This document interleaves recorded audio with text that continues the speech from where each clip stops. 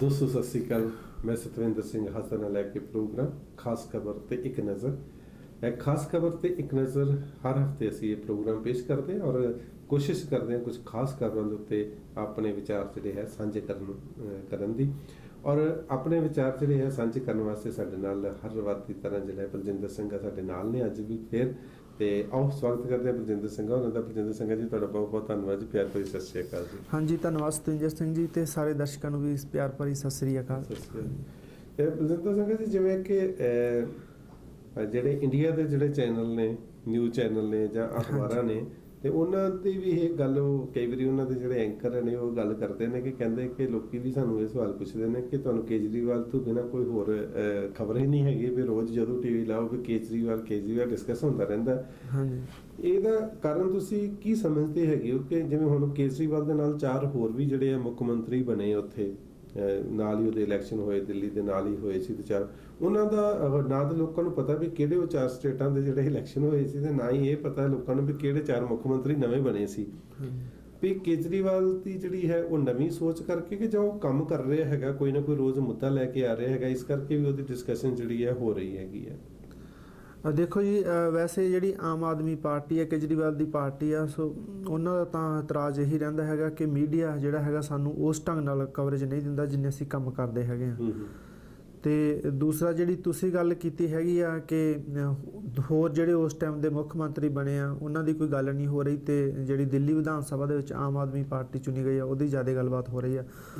ਸੋ ਉਹਦਾ ਕਾਰਨ ਇਹੀ ਆ ਕਿ ਆਪਣਾ ਦੇਸ਼ ਆਜ਼ਾਦ ਹੋਣ ਤੋਂ ਬਾਅਦ ਪਿਛਲੇ 65 ਸਾਲਾਂ ਦੇ ਵਿੱਚ ਕਿੰਨੀਆਂ ਸਰਕਾਰਾਂ ਆਈਆਂ ਕਿੰਨੀਆਂ ਗਈਆਂ ਕਿੰਨੇ ਮੰਤਰੀ ਬਣੇ ਤੇ ਕਿੰਨੇ ਚਲੇ ਗਏ ਪਰ ਜਿਹੜੇ ਲੋਕਾਂ ਦੀਆਂ ਬੇਸਿਕ ਮੁੱਦੇ ਆ ਆਮ ਮਨੁੱਖ ਦੀਆਂ ਜੋ ਲੋੜਾਂ ਹਨ ਉਹਨਾਂ ਦੇ ਉੱਪਰ ਲੈ ਦੇ ਕੇ ਆਪਾਂ ਦੇਖੀਏ ਕੋਈ ਬਾਹਲੀ ਗੱਲਬਾਤ ਨਹੀਂ ਹੋਈ। ਸੋ ਸਰਕਾਰਾਂ ਉੱਪਰਲੇ ਲੈਵਲ ਤੇ ਬੈਠੀਆਂ ਵਿਉਂਤਬੰਦੀਆਂ ਕਰਦੀਆਂ ਰਹੀਆਂ ਮੁੱਖ ਮੰਤਰੀ ਵੀ ਆਪਣੇ ਦਫ਼ਤਰਾਂ ਦੇ ਵਿੱਚ ਬਹਿ ਕੇ ਬਿਆਨ ਦਾਗਦੇ ਰਹੇ ਉਹਨਾਂ ਦੇ ਉੱਪਰ ਕੀ ਪ੍ਰੈਕਟੀਕਲ ਹੋਇਆ ਕੀ ਨਹੀਂ ਹੋਇਆ ਇਸ ਵਿਸ਼ੇ ਤੇ ਕਿਸੇ ਨੇ ਵੀ ਬਹੁਤਾ ਧਿਆਨ ਨਹੀਂ ਦਿੱਤਾ। ਸੋ ਇਸ ਕਰਕੇ ਜਿਹੜੇ ਮੁੱਖ ਮੰਤਰੀ ਕਿਸੇ ਰਾਜ ਦਾ ਬਣ ਜਾਣਾ ਤੇ ਉਸ ਤੋਂ ਬਾਅਦ 5 ਸਾਲ ਪੂਰੇ ਕਰ ਲੈਣੇ ਉਹਦੇ ਲਈ ਲੋਕਾਂ ਦਾ ਧਿਆਨ ਤਾਂ ਹੀ ਜਾਵੇ ਜੇ ਉਹ ਕੁਝ ਨਵਾਂ ਜਨਤਾ ਲਈ ਕਰੇ। ਤੇ ਬਹੁਤੀ ਵਾਰੀ ਇਹ ਦੇਖਿਆ ਕਿ ਉਹਨਾਂ ਵੱਲੋਂ ਜਿਹੜੇ ਮੈਨੀਫੈਸਟੋ ਪਹਿਲਾਂ ਤਿਆਰ ਕੀਤੇ ਜਾਂਦੇ ਆ ਬਾਅਦ ਵਿੱਚ ਉਹਨਾਂ ਤੇ ਕੋਈ ਗੱਲ ਹੀ ਨਹੀਂ ਹੁੰਦੀ 5 ਸਾਲ ਪੂਰੇ ਹੋ ਜਾਂਦੇ ਆ ਤੇ ਫਿਰ ਇਲੈਕਸ਼ਨ ਆਉਂਦੇ ਆ ਤਾਂ ਦੁਬਾਰਾ ਫਿਰ ਉਹੀ ਮੁੱਦੇ ਚੱਕ ਕੇ ਗੱਲਾਂ ਬਾਤਾਂ ਸ਼ੁਰੂ ਹੋ ਜਾਂਦੀਆਂ। ਪਰ ਆਮ ਆਦਮੀ ਪਾਰਟੀ ਪਹਿਲੀ ਪਾਰਟੀ ਹੋਈ ਆ ਜਿਹੜੀ ਪਿਛਲੇ 65 ਸਾਲ ਦੇ ਵਿੱਚ ਹੁਣ ਦਿੱਲੀ ਦੇ ਵਿੱਚ ਆਈ ਆ ਜਿਹਨੇ ਕੀ ਕੀਤਾ ਕਿ ਲੋਕਾਂ ਦੀਆਂ ਬੇਸਿਕ ਲੋੜਾਂ ਵੱਲ ਧਿਆਨ ਦਿੱਤਾ ਹੈਗਾ। ਮੰਨ ਲਓ ਕਿ ਕਿਸੇ ਦੇ ਬਾਰ ਦੇ ਵਿੱਚ ਕੋਈ ਨਿੱਕੀਆਂ ਪ੍ਰੋਬਲਮਾਂ ਹੈਗੀਆਂ ਗਲੀ ਦੇ ਵਿੱਚ ਮੁਹੱਲੇ ਦੇ ਵਿੱਚ ਕੋਈ ਬਿਜਲੀ ਦੀ ਤਾਰ ਪੈਣ ਵਾਲੀ ਆ ਕੋਈ ਟੂਟੀਆਂ ਵਿੱਚ ਪਾਣੀ ਨਹੀਂ ਆਉਂਦਾ ਜਾਂ ਇਦਾਂ ਦੀਆਂ ਬੇਸਿਕ ਪ੍ਰੋਬਲਮਾਂ ਹੈਗੀਆਂ ਸੋ ਆਮ ਆਦਮੀ ਪਾਰਟੀ ਉਹਨਾਂ ਤੱਕ ਗਈ ਹੈਗੀ ਆ ਉਹਨਾਂ ਨੂੰ ਧਿਆਨ ਵਿੱਚ ਲੈ ਕੇ ਆ ਰਹੀ ਆ। ਉਹਨੇ ਉਹ ਗੱਲ ਹਲਾਈ ਆ ਜਿਹੜੀ ਐਕਚੁਅਲੀ ਜਦੋਂ ਕੋਈ ਦੇਸ਼ ਡਿਵੈਲਪ ਹੋਣਾ ਸ਼ੁਰੂ ਹੁੰਦਾ ਜਾਂ ਜਿਸ ਤਰ੍ਹਾਂ ਕਿ ਭਾਰਤ ਦੇ ਤੌਰ ਤੇ ਆਪਾਂ ਲਈਏ ਕਿ ਜਦੋਂ ਕੋਈ ਦੇਸ਼ ਗੁਲਾਮੀ ਤੋਂ ਆਜ਼ਾਦੀ ਵੱਲ ਜਾਂਦਾ ਸੋ ਇਹ ਸਾਰੇ ਮੁੱਦੇ ਉਹਨਾਂ ਦਿਨਾਂ ਦੇ ਵਿੱਚ ਹੱਲ ਹੋਣੇ ਚਾਹੀਦੇ ਸੀਗੇ ਆਮ ਜਨਤਾ ਦੇ ਮੁੱਦੇ ਜਿਹੜੇ ਕਿ 65 ਸਾਲ ਬਾਅਦ ਹੁਣ ਇਹ ਆਮ ਆਦਮੀ ਪਾਰਟੀ ਉਹਨਾਂ ਨੂੰ ਸ਼ੁਰੂ ਕਰ ਰਹੀ ਆ ਕਰਨਾ। ਬੇਸ਼ੱਕ ਕੁਛ ਡਿਵੈਲਪਮੈਂਟ ਹੋਈ ਆ ਕੁਛ ਬੇਸਿਕ ਡਿਵੈਲਪਮੈਂਟ ਹੋਈ ਆ ਪਰ ਫਿਰ ਵੀ ਬਹੁਤ ਕੁਛ ਹੋਣ ਵਾਲਾ ਹੈਗਾ ਜਿਹੜਾ ਕਿ ਅੱਜ ਤੋਂ ਮੈਨੂੰ ਲੱਗਦਾ 40-50 ਸਾਲ ਪਹਿਲਾਂ ਹੋ ਜਾਣਾ ਚਾਹੀਦਾ ਸੀ। ਸੋ ਇਸੇ ਕਰਕੇ ਹੀ ਕਿਉਂਕਿ ਆਮ ਆਦਮੀ ਪਾਰਟੀ ਲੋਕਾਂ ਦੇ ਦਿਲਾਂ ਦੀ ਗੱਲ ਕਰਦੀ ਆ ਲੋਕਾਂ ਦੀਆਂ ਬੇਸਿਕ ਲੋੜਾਂ ਦੀ ਗੱਲ ਕਰਦੀ ਆ ਤਾਂ ਮੀਡੀਆ ਵੀ ਕਿਤੇ ਨਾ ਕਿਤੇ ਇਹ ਗੱਲ ਮਹਿਸੂਸ ਕਰਦਾ ਹੈਗਾ ਤੇ ਉਹਨਾਂ ਦੀਆਂ ਗੱਲਾਂ ਨੂੰ ਉਹ ਮੂਹਰੇ ਲੈ ਕੇ ਆਉਂਦਾ ਹੈਗਾ ਚਾਹੇ ਉਹ ਕ੍ਰਿਟਿਸਿਜ਼ਮ ਹੀ ਕਈ ਕਰਦੇ ਹੈਗੇ ਆ ਪਰ ਫਿਰ ਵੀ ਅਖੀਰ ਨੂੰ ਉਹ ਆਮ ਆਦਮੀ ਪਾਰਟੀ ਦੇ ਹੱਕ ਵਿੱਚ ਹੀ ਭੁਗਤਦੀ ਹੈਗੀ। ਜਿਵੇਂ ਕੇਜਰੀਵਾਲ ਦੀ ਆਪਾਂ ਜੇ ਗੱਲ ਕਰੀਏ ਤੇ ਕੇਜਰੀਵਾਲ ਨੇ ਠੀਕ ਹੈ ਜਿਹੜੇ ਆਮ ਮੁੱਦੇ ਸੀ ਜਿਵੇਂ ਆਪਾਂ ਗਲੀਆਂ ਦੇ ਮੁਹੱਲਿਆਂ ਦੇ ਜਿਹੜੇ ਮੁੱਦੇ ਸੀ ਉਹ ਵੀ ਉਹਨੇ ਉਠਾਏ ਹੈਗੇ ਨੇ ਪਰ ਕੇਜਰੀਵਾਲ ਨੇ ਕਈ ਵਾਰੀ ਇਹ ਬਿਆਨ ਵੀ ਦਿੱਤਾ ਕਿ ਪੈਸੇ ਦੀ ਕੋਈ ਕਮੀ ਨਹੀਂ ਹੈਗੀ ਸਿਸਟਮ ਹੀ ਸਾਰਾ ਕੁਝ ਬਣਿਆ ਹੋਇਆ ਪਰ ਉਹ ਸਿਸਟਮ ਨੂੰ ਖੋਰਾ ਲਾਉਣ ਵਾਸਤੇ ਸਭ ਤੋਂ ਵੱਡਾ ਜਿਹੜਾ ਦੈਂਤ ਹੈਗਾ ਉਹ ਕਰਪਸ਼ਨ ਦਾ ਦੈਂਤ ਹੈਗਾ। ਆਪਾਂ ਵੀ ਉੱਥੇ ਪੰਜਾਬ ਦੇ ਵਿੱਚ ਜਾਂ ਇੰਡੀਆ ਦੇ ਵਿੱਚ ਰਹਿੰਦੇ ਹਾਂ ਇਸ ਚੀਜ਼ ਨੂੰ ਮਹਿਸੂਸ ਕੀਤਾ ਕਿ ਸਭ ਤੋਂ ਵੱਡੀ ਜਿਹੜੀ ਚੀਜ਼ ਹੈਗੀ ਆ ਉਹ ਕਰਪਸ਼ਨ ਹੈ ਕਿ ਜਿਹੜੀ ਕਿ ਚੀਜ਼ ਜਿਹਨੂੰ ਸਿਰੇ ਤੇ ਪਹੁੰਚਣ ਹੀ ਨਹੀਂ ਦਿੰਦੀ ਹੈ। ਕੋਈ ਪ੍ਰੋਜੈਕਟ ਮੰਨ ਲਓ 100 ਕਰੋੜ ਦਾ ਲਾਇਆ ਉਹਦੇ ਵਿੱਚੋਂ ਲੈ ਦੇ ਕੇ ਜੇ 8-10 ਕਰੋੜ ਦਾ ਕੰਮ ਹੋਣਾ ਬਾਕੀ ਜਿਹੜਾ ਹੈਗਾ ਉਹ ਖਾਤਾ ਪੀਤਾ ਜਾਂਦਾ ਹੈਗਾ ਤੇ ਪੈਸੇ ਦੀ ਕੋਈ ਕਮੀ ਨਹੀਂ। ਇਸੇ ਕਰਕੇ ਜਿਹੜਾ ਕੇਜਰੀਵਾਲ ਨੇ ਕਰਪਸ਼ਨ ਨੂੰ ਜਿਹੜਾ ਹੈਗਾ ਮੇਨ ਮੁੱਦਾ ਰੱਖਿਆ ਸ਼ੁਰੂ ਤੋਂ ਲੈ ਕੇ ਕਿਉਂਕਿ ਜਿਹੜੀ ਇਹਦਾ ਆਪਾਂ ਕਹੀਏ ਕਿ ਜਨਮ ਵੀ ਜਿਹੜਾ ਹੈਗਾ ਆਮ ਆਦਮੀ ਪਾਰਟੀ ਦਾ ਉਹ ਮਤਲਬ ਕਰਪਸ਼ਨ ਦੇ ਮੁੱਦੇ 'ਚੋਂ ਆਇਆ ਵੀ ਆਪਾਂ ਇੱਕ ਜਨ ਲੋਕਪਾਲ ਬਣਾਵਾਂਗੇ ਅਗਰ ਕੋਈ ਕਰਪਸ਼ਨ ਕਰਦਾ ਤਾਂ ਉਹਨੂੰ ਸਖਤ ਤੋਂ ਸਖਤ ਸਜ਼ਾ ਦਿੱਤੀ ਜਾਵੇਗੀ।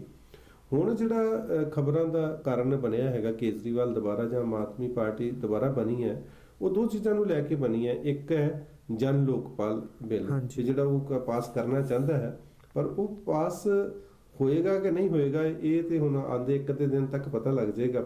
ਤੁਸੀਂ ਇਹਦੇ ਬਾਰੇ ਕੀ ਕਹਿੰਦੇ ਵੀ ਕਾਂਗਰਸ ਨੂੰ ਜਾਂ ਬੀਜੇਪੀ ਨੂੰ ਉਹਨੂੰ ਪਾਸ ਕਰਨ ਦੇ ਵਿੱਚ ਕੀ ਦਿੱਕਤ ਆ ਰਹੀ ਹੈ? ਦੇਖੋ, ਜਿਹੜੀ ਆਮ ਆਦਮੀ ਪਾਰਟੀ ਹੈਗੀ, ਆਪਾਂ ਪਹਿਲਾਂ ਥੋੜੀ ਗੱਲ ਕੀਤੀ ਹੈ ਕਿ ਉਹ ਲੋਕਾਂ ਦੇ ਬੇਸਿਕ ਮੁੱਦਿਆਂ ਦੇ ਨਾਲ ਜੁੜੀ ਹੈਗੀ ਆ। ਸੋ ਲੋਕਾਂ ਦੇ ਜਿਹੜੇ ਬੇਸਿਕ ਮੁੱਦੇ ਹੈ ਆਪਾਂ ਆਪਣੇ ਭਾਰਤ ਦੇਸ਼ ਦੇ ਵਿੱਚ, ਉਹ ਥੱਲੇ ਤੋਂ ਤਾਂ ਇਸ ਢੰਗ ਨਾਲ ਜੁੜੇ ਹੋਏ ਆ ਕਿ ਜਿਵੇਂ ਆਪਾਂ ਪਹਿਲਾਂ ਗੱਲ ਕੀਤੀ ਹੈ ਕਿ ਉਹਨਾਂ ਦੀਆਂ ਨਿੱਕੀਆਂ ਨਿੱਕੀਆਂ ਲੋੜਾਂ ਹਜੇ ਤੱਕ ਪੂਰੀਆਂ ਨਹੀਂ ਹੋ ਰਹੀਆਂ, ਤੇ ਉੱਪਰਲੇ ਲੈਵਲ ਤੇ ਕਰਪਸ਼ਨ ਇੰਨੀ ਚੱਲ ਰਹੀ ਹੈ ਜਿਹਦਾ ਉਸ ਦੇ ਉੱਪਰ ਸਿੱਧਾ ਪ੍ਰਭਾਵ ਪੈ ਰਿਹਾ ਕਿ ਉਹਨਾਂ ਦੇ ਮੁੱਦਿਆਂ ਤੱਕ ਉਹ ਫੰਡ ਪਹੁੰਚਦੇ ਨਹੀਂ ਹੈਗੇ। ਜਿੱਦਾਂ ਤੁਸੀਂ ਪਹਿਲਾਂ ਗੱਲ ਕੀਤੀ ਆ, ਆਪਾਂ ਦੇਖਦੇ ਵੀ ਹੈਗੇ ਆ, ਜੇ ਉੱਪਰੋਂ ਕਿਸੇ ਮੁਹੱਲੇ ਦੇ ਵਿੱਚ ਕੋਈ ਕੰਮ ਕਰਨ ਲਈ ਮੰਨ ਲਓ 50 ਲੱਖ ਰੁਪਈਆ ਚੱਲਦਾ ਹੈਗਾ, ਤਾਂ ਥੱਲੇ ਆ ਕੇ ਉਹ 5 ਲੱਖ ਵੀ ਨਹੀਂ ਲੱਗਦਾ ਹੈਗਾ, ਬਾਕੀ ਵਿੱਚੇ ਖਾਧਾ ਪੀਤਾ ਜਾਂਦਾ ਹੈਗਾ। ਤੇ ਇਹ ਜਿਹੜੀ ਸਾਰਾ ਸਿਸਟਮ ਆ ਆਪਣਾ ਉਹ ਕਰਪਟ ਹੋਇਆ ਹੋਇਆ ਹੈਗਾ, ਤੇ ਉਹਦੇ ਕਰਕੇ ਕੀ ਹੈ ਕਿ ਕੇਜਰੀਵਾਲ ਨੇ ਕਾਨੂੰਨੀ ਤੌਰ ਤੇ ਵੀ ਉਹਨਾਂ ਬੰਦਿਆਂ ਨੂੰ ਹੱਥ ਪਾਇਆ ਹੈਗਾ ਜਿਨ੍ਹਾਂ ਨੇ ਪਿਛਲੇ ਸਾਲਾਂ ਦੇ ਵਿੱਚ ਭ੍ਰਿਸ਼ਟਾਚਾਰ ਕੀਤਾ ਹੈਗਾ, ਤੇ ਜਿਹਦੇ ਵਿੱਚ ਭਾਜਪਾ ਦੇ ਬੰਦੇ ਵੀ ਹੈਗੇ ਆ, ਕਾਂਗਰਸ ਦੇ ਵੀ ਲੀਡਰ ਹੈਗੇ ਆ, ਜਿਹੜੇ ਉੱਥੇ ਸੱਤਾ ਦੇ ਵਿੱਚ ਰਹੇ ਨੇ, ਭਾਈਵਾਲ ਰਹੇ ਨੇ, ਸੱਤਾ ਦੇ ਕਬਜ਼ ਰਹੇ, ਨੈਚੁਰਲੀ ਉਹਨਾਂ ਨੇ ਕਰਪਸ਼ਨ ਕੀਤੀ, ਉਹਨਾਂ ਨੇ ਕੀਤੀ ਹੋਣੀ ਹੈ। ਹਾਂਜੀ, ਇਸੇ ਕਰਕੇ ਉਹ ਜਨ ਲੋਕਪਾਲ ਬਿੱਲ ਪਾਸ ਹੋਣ ਦੇ ਕਿਨਾਰੇ ਨਹੀਂ ਲੱਗਣ ਦੇ। ਬਿਲਕੁਲ ਹਾਂਜੀ, ਕਿਉਂਕਿ ਉਹਨਾਂ ਨੂੰ ਇਹ ਹੈ ਕਿ ਜੇ ਇਹ ਜਨ ਲੋਕਪਾਲ ਬਿੱਲ ਪਾਸ ਹੋ ਜਾਂਦਾ ਤਾਂ ਅਖੀਰ ਨੂੰ ਇਹਨੇ ਸਾਡੇ ਤੇ ਉਲਟਾ ਅਸਰ ਕਰਨਾ ਹੈਗਾ, ਅਸੀਂ ਇਸ ਦੇ ਘੇਰੇ ਵਿੱਚ ਆਵਾਂਗੇ। ਸੋ ਇਸੇ ਕਰਕੇ ਉਹ ਮੁੱਦਿਆਂ ਨੂੰ ਉਲਝਾ ਕੇ ਇਸ ਢੰਗ ਨਾਲ ਉਹ ਬਿੱਲ ਨੂੰ ਪਾਸ ਨਹੀਂ ਹੁੰਦੇ ਰਹੇ। ਪਰ ਦੂਜੇ ਪਾਸੇ ਜਿਵੇਂ ਕੇਜਰੀਵਾਲ ਇਹ ਗੱਲ ਕਹਿ ਰਹੇ ਕਿ ਅਗਰ ਜਨ ਲੋਕਪਾਲ ਬਿੱਲ ਨਹੀਂ ਪਾਸ ਕਰਦੀਆਂ ਪਾਰਟੀਆਂ, ਕਿਉਂਕਿ ਉਹ ਇਕੱਲੇ ਤੌਰ ਤੇ ਆਮ ਆਦਮੀ ਪਾਰਟੀ ਕਰ ਨਹੀਂ ਸਕਦੀ ਕਿਉਂਕਿ ਉਹ ਘੱਟ ਗਿਣਤੀ ਦੀ ਸਰਕਾਰ ਹੈਗੀ ਹੈ। ਦੂਜੇ ਪਾਸੇ ਉਹਨੇ ਕਿਹਾ ਵੀ ਜੇ ਮੈਂ ਨਹੀਂ ਕਰਦਾ, ਇਹ ਬਿੱਲ ਪਾਸ ਨਹੀਂ ਹੁੰਦਾ ਤਾਂ ਮੈਂ ਅਸਤੀਫਾ ਦੇ ਦਿਆਂਗਾ। ਅਸਤੀਫਾ ਦੇਣ ਦਾ ਤੁਹਾਨੂੰ ਕੀ ਲੱਗਦਾ ਕਿ ਕਿਹਨੂੰ ਨੁਕਸਾਨ ਹੋਏਗਾ, ਕਿਹਨੂੰ ਫਾਇਦਾ ਹੋਏਗਾ? ਦੇਖੋ ਜੀ, ਕੇਜਰੀਵਾਲ ਦੀ ਜਿਹੜੀ ਆਮ ਆਦਮੀ ਪਾਰਟੀ ਹੈ, ਆਮ ਲੋਕਾਂ ਦੀ ਪਾਰਟੀ, ਤੇ ਜੇ ਉਹਨੇ ਸਟੈਂਡ ਲਿਆ ਹੈਗਾ ਤਾਂ ਉਹਨੇ ਰਾਜਨੀਤਿਕ ਤੌਰ ਤੇ ਤਾਂ ਉਹਨੇ ਪਹਿਲਾਂ ਕਿਹਾ ਹੈਗਾ ਕਿ ਜੇ ਸਰਕਾਰਾਂ ਸਹੀ ਕੰਮ ਕਰਨ ਤਾਂ ਉਹਨੇ ਬਹੁਤ ਵਾਰੀ ਇਹ ਟੀਵੀ ਚੈਨਲਾਂ ਤੇ ਕਿਹਾ ਕਿ ਮੈਨੂੰ ਰਾਜਨੀਤੀ ਵਿੱਚ ਆਉਣ ਦਾ ਕੋਈ ਸ਼ੌਂਕ ਨਹੀਂ ਹੈਗਾ, ਕਿਉਂਕਿ ਸਰਕਾਰਾਂ ਕੰਮ ਨਹੀਂ ਕਰਦੀਆਂ, ਇਸੇ ਕਰਕੇ ਸਾਨੂੰ ਉੱਠ ਕੇ ਰਾਜਨੀਤੀ ਦੇ ਵਿੱਚ ਆਉਣਾ ਪਿਆ ਤੇ ਇਸ ਕਿੱਚੜ ਦੇ ਵਿੱਚ ਆਉਣਾ ਪਿਆ, ਚਿੱਕੜ ਦੇ ਵਿੱਚ ਆਉਣਾ ਪਿਆ ਇਸ ਨੂੰ ਸਾਫ਼ ਕਰਨ ਦੇ ਲਈ। ਹੁਣ ਗੱਲ ਇਹ ਆ ਕਿ ਲੋਕੀ ਆ ਜਿਹੜੇ ਉਹ ਆਮ ਆਦਮੀ ਪਾਰਟੀ ਦੇ ਨਾਲ ਜੁੜ ਚੁੱਕੇ ਆ, ਔਰ ਗੱਲ ਵੀ ਸਮਝ ਰਹੇ ਹੋ, ਨਿੱਕੀ ਨਿੱਕੀ ਗੱਲ ਸਮਝ ਰਹੇ ਆ, ਕਿੱਥੇ ਖਰਾਬੀ ਕਿੱਥੇ ਹੈਗੀ ਲੋਕੀ ਸਮਝਦੇ ਹੈਗੇ, ਤੇ ਬਾਕੀ ਗੱਲਾਂ ਵੀ ਉਹ ਕੀਤੀਆਂ ਜਾ ਰਹੀਆਂ ਜਿਹੜੀਆਂ ਅਸਲ ਵਿੱਚ ਹੋਣੀਆਂ ਚਾਹੀਦੀਆਂ ਕਿਸੇ ਦੇਸ਼ ਦੀ ਡਿਵੈਲਪਮੈਂਟ ਵਾਸਤੇ, ਕਿਸੇ ਦੇਸ਼ ਦੇ ਵਿਕਾਸ ਦੇ ਵਾਸਤੇ। ਸੋ ਕੇਜਰੀਵਾਲ ਸਰਕਾਰ ਨੂੰ ਲੱਗਦਾ ਹੈਗਾ ਕਿ ਜੇ ਸਾਡਾ ਇਹ ਜਨ ਲੋਕਪਾਲ ਬਿੱਲ ਪਾਸ ਨਹੀਂ ਕਰਦੀ ਸਰਕਾਰ, ਤਾਂ ਉਹਨਾਂ ਨੇ ਇੱਕ ਟੁੱਕ ਫੈਸਲਾ ਦਿੱਤਾ ਹੈਗਾ ਕੇਜਰੀਵਾਲ ਨੇ ਕਿ ਮੈਂ ਅਸਤੀਫਾ ਦੇ ਦਊਂਗਾ। ਸੋ ਜੇ ਉਹ ਅਸਤੀਫਾ ਦਿੰਦਾ ਹੈਗਾ ਤਾਂ ਉਸ ਤੋਂ ਬਾਅਦ ਕੀ ਹੋਣਾ, ਇਹ ਤੁਹਾਡਾ ਸਵਾਲ ਹੈਗਾ। ਜਾਂ ਹੁਣ ਅਸਤੀਫਾ ਦਿੱਤਾ ਤਾਂ ਉਹਦਾ ਕਾਰਨ ਕੀ ਹੈ? ਉਹਦਾ ਕਾਰਨ ਇਹ ਹੈ ਕਿ ਜੇ ਕੇਜਰੀਵਾਲ ਅਸਤੀਫਾ ਦਿੰਦਾ ਹੈਗਾ ਤਾਂ ਦਿੱਲੀ ਦੇ ਵਿੱਚ ਆਮ ਆਦਮੀ ਪਾਰਟੀ ਦਾ ਇੰਨਾ ਕੁ ਆਧਾਰ ਬਣ ਚੁੱਕਾ, ਜਿੰਨੇ ਉਸਨੇ ਹੁਣ ਤੱਕ ਕੰਮ ਕੀਤੇ, ਉਹਨੇ ਵੱਡੇ ਵੱਡੇ ਮਗਰਮੱਛਾਂ ਨੂੰ ਵੀ ਹੱਥ ਪਾਇਆ। ਆਪਾਂ ਦੇਖਦੇ ਹਾਂ ਕਿ ਗੈਸ ਦੇ ਮੁੱਦੇ ਤੇ ਹੁਣ ਮੁਕੇਸ਼ ਅੰਬਾਨੀ ਹੋਣਾ ਨੂੰ ਵੀ ਉਹਨਾਂ ਨੇ ਕੋਰਟ ਦੇ ਵਿੱਚ ਖਿੱਚ ਲਿਆ ਹੈ, FRI ਦਰਜ ਹੋ ਚੁੱਕੀ ਆ, ਤੇ ਇੱਥੋਂ ਤੱਕ ਕਿ ਸ਼ੀਲਾ ਦੀਕਸ਼ਤ ਜਾਂ ਹੋਰ ਜਿਹੜੇ ਕਰਪਟ ਨੇਤਾ ਹੈ ਉਹਨਾਂ ਦੇ ਸਿੱਧੇ ਉਹਨਾਂ ਨੇ ਨਾਂ ਲਿਆ ਕਿ ਅਸੀਂ ਇਹਨਾਂ ਤੇ ਕਾਰਵਾਈ ਕਰਾਂਗੇ, ਚਾਹੇ ਉਸ ਨੂੰ ਕਾਂਗਰਸ ਸਰਕਾਰ ਦਾ ਸਮਰਥਨ ਵੀ ਹਾਸਲ ਹੈ। ਤੇ ਉਹ ਇਹ ਵੀ ਕਹਿ ਰਹੇ ਆ ਕਿ ਅਸੀਂ ਇਹਨਾਂ ਦਾ ਸਮਰਥਨ ਨਹੀਂ ਲਿਆ, ਪਹਿਲੀ ਵਾਰੀ ਹੋਇਆ ਕਿ ਇਹਨਾਂ ਨੇ ਆਪ ਆ ਕੇ ਸਾਨੂੰ ਸਮਰਥਨ ਦਿੱਤਾ। ਸੋ ਇਹਦਾ ਮਤਲਬ ਹੈ ਕੋਈ ਗੱਲ ਤਾਂ ਜ਼ਰੂਰ ਆ, ਉਹਦੇ ਵਿੱਚ ਕੌਨਫੀਡੈਂਸ ਹੈ, ਜਿਹੜਾ ਕੌਨਫੀਡੈਂਸ ਆ ਉਹ ਆਮ ਲੋਕਾਂ ਨੇ ਬਣਾਇਆ। ਸੋ ਉਸ ਕੌਨਫੀਡੈਂਸ ਦੇ ਸਿਰ ਤੇ ਹੀ ਉਸਨੇ ਇਹ ਬਿਆਨ ਦਿੱਤਾ ਹੈਗਾ ਕਿ ਜੇ ਬਿੱਲ ਪਾਸ ਨਹੀਂ ਹੋਊਗਾ ਤਾਂ ਮੈਂ ਅਸਤੀਫਾ ਦੇ ਦੂੰਗਾ ਆਪਣੀ ਮੁੱਖ ਮੰਤਰੀ ਦੀ ਪਦਵੀ ਤੋਂ। ਤੇ ਗੱਲ ਉਸ ਤੋਂ ਅੱਗੇ ਆਉਂਦੀ ਹੈ ਕਿ ਉਹ ਜੇ ਅਸਤੀਫਾ ਦਿੰਦਾ ਹੈਗਾ ਤਾਂ ਉਸ ਦਾ ਅਸਰ ਕੀ ਹੋਊਗਾ? ਉਸ ਦਾ ਅਸਰ ਇਹੀ ਹੋਵੇਗਾ ਆਉਣ ਵਾਲੇ ਸਮੇਂ ਦੇ ਵਿੱਚ ਦੁਬਾਰਾ ਇਲੈਕਸ਼ਨ ਹੁੰਦੀ ਆ, ਰੀ ਇਲੈਕਸ਼ਨ ਹੁੰਦੀ ਆ, ਤਾਂ ਆਮ ਆਦਮੀ ਪਾਰਟੀ ਇਸ ਟਾਈਮ ਦੇ ਮਾਹੌਲ ਨਾਲ ਆਪਾਂ ਕਹਿ ਸਕਦੇ ਹਾਂ ਕਿ ਬਹੁਮਤ ਲੈ ਕੇ ਆਪਣੀ ਸਰਕਾਰ ਬਣਾਊਗੀ। ਦੂਸਰਾ ਜਿਹੜਾ ਪਹਿਲਾਂ ਅੱਜ ਤੋਂ 20-25 ਸਾਲ ਜਿਹੜਾ ਪਹਿਲਾਂ ਹਥਿਆਰ ਵਰਤਦੀ ਸੀ ਕਾਂਗਰਸ ਗਵਰਨਮੈਂਟ ਹੁੰਦੀ ਸੀ ਜਾਂ ਕਾਂਗਰਸ ਪਾਰਟੀ ਦਾ ਜਿਹੜਾ ਹਥਿਆਰ ਹੁੰਦਾ ਹੈ, ਜਦੋਂ ਉਹਨਾਂ ਨੂੰ ਕੋਈ ਚੀਫ ਮਿਨਿਸਟਰ ਨਹੀਂ ਸੀ ਪਸੰਦ ਆਉਂਦਾ ਤੇ ਉਹ ਕੀ ਕਰਦੇ ਸੀ, ਰਾਸ਼ਟਰਪਤੀ ਰਾਜ ਲਾ ਦਿੰਦੇ ਸੀ। ਪਰ ਹੁਣ ਮੈਨੂੰ ਲੱਗਦਾ ਕਿ ਪਿਛਲੇ 20-25 ਸਾਲਾਂ 'ਚ ਰਾਜਨੀਤੀ ਇੰਨੀ ਬਦਲ ਗਈ ਹੈ ਕਿ ਰਾਸ਼ਟਰਪਤੀ ਰਾਜ ਲਾਣਾ ਜਿਹੜਾ ਉਹ ਸੌਖਾ ਕੰਮ ਨਹੀਂ ਹੈ ਕਿ ਮਤਲਬ ਤੁਹਾਨੂੰ 3/4 ਜਿਹੜਾ ਹੈ 2/3 ਜਿਹੜਾ ਤੁਹਾਨੂੰ ਬਹੁਮਤ ਚਾਹੀਦਾ ਹੈਗਾ ਤਾਂ ਤੁਸੀਂ ਰਾਸ਼ਟਰਪਤੀ ਰਾਜ ਜਿਹੜਾ ਲਾਗੂ ਕਰ ਸਕਦੇ ਹੈਗੇ ਹੋ। ਤੇ ਲੈ ਦੇ ਕੇ ਲੱਗਦਾ ਵੀ ਉਹਨਾਂ ਨੂੰ ਚੁਣਾਵ ਕਰਨੇ ਪੈਣੇ, ਤੇ ਅੱਜ ਦੀ ਡੇਟ ਵਿੱਚ ਸਭ ਤੋਂ ਜ਼ਿਆਦਾ ਮੇਰੇ ਖਿਆਲ ਆਮ ਆਦਮੀ ਪਾਰਟੀ ਨੂੰ ਸੀਟਾਂ ਮਿਲਣ ਦੀ ਸੰਭਾਵਨਾ ਦਿੱਤੀ। ਬਿਲਕੁਲ ਇਸੇ ਕਰਕੇ ਹਾਂਜੀ, ਕਾਂਗਰਸ ਤਾਂ ਨਾਲ ਮੰਨ ਲਓ ਬੇਸ਼ਰਮੀ ਦੀ ਹੱਦ ਤੱਕ ਜਾ ਕੇ ਉਹ ਖੁਦ ਕਹਿ ਰਹੇ ਆ ਕਿ ਅਸੀਂ ਇਹਨਾਂ ਨੂੰ ਨਾਲ ਜੁੜਨ ਨੂੰ ਨਹੀਂ ਕਿਹਾ, ਅਸੀਂ ਇਹਨਾਂ ਨਾਲ ਕਦੇ ਫੋਨ ਕਾਲ ਨਹੀਂ ਕੀਤੀ, ਅਸੀਂ ਇਹਨਾਂ ਨਾਲ ਟੇਬਲ ਤੇ ਬੈਠੇ ਨਹੀਂ ਹੈਗੇ, ਪਰ ਫਿਰ ਵੀ ਇਹ ਸਾਨੂੰ ਸਮਰਥਨ ਦੇ ਰਹੇ ਆ। ਤੇ ਦੂਸਰੇ ਪਾਸੇ ਆਪਾਂ ਦੇਖਦੇ ਹਾਂ ਕਿ ਭਾਜਪਾ ਦੇ ਜਿਹੜੇ ਮੰਤਰੀ ਆ, ਜਦੋਂ ਕੇਜਰੀਵਾਲ ਦਾ ਇਹ ਬਿਆਨ ਆਇਆ ਸੀ ਕਿ ਜੇ ਇਹ ਲੋਕਪਾਲ ਬਿੱਲ, ਜਨ ਲੋਕਪਾਲ ਬਿੱਲ ਪਾਸ ਨਹੀਂ ਹੁੰਦਾ ਤਾਂ ਮੈਂ ਅਸਤੀਫਾ ਦੇਵਾਂਗਾ, ਤਾਂ ਉਹਨਾਂ ਦੇ ਮੰਤਰੀਆਂ ਨੇ ਕਿਹਾ ਸੀ ਨਹੀਂ ਅਸੀਂ ਇਸ ਮੁੱਦੇ ਤੇ ਸਮਰਥਨ ਦੇਵਾਂਗੇ।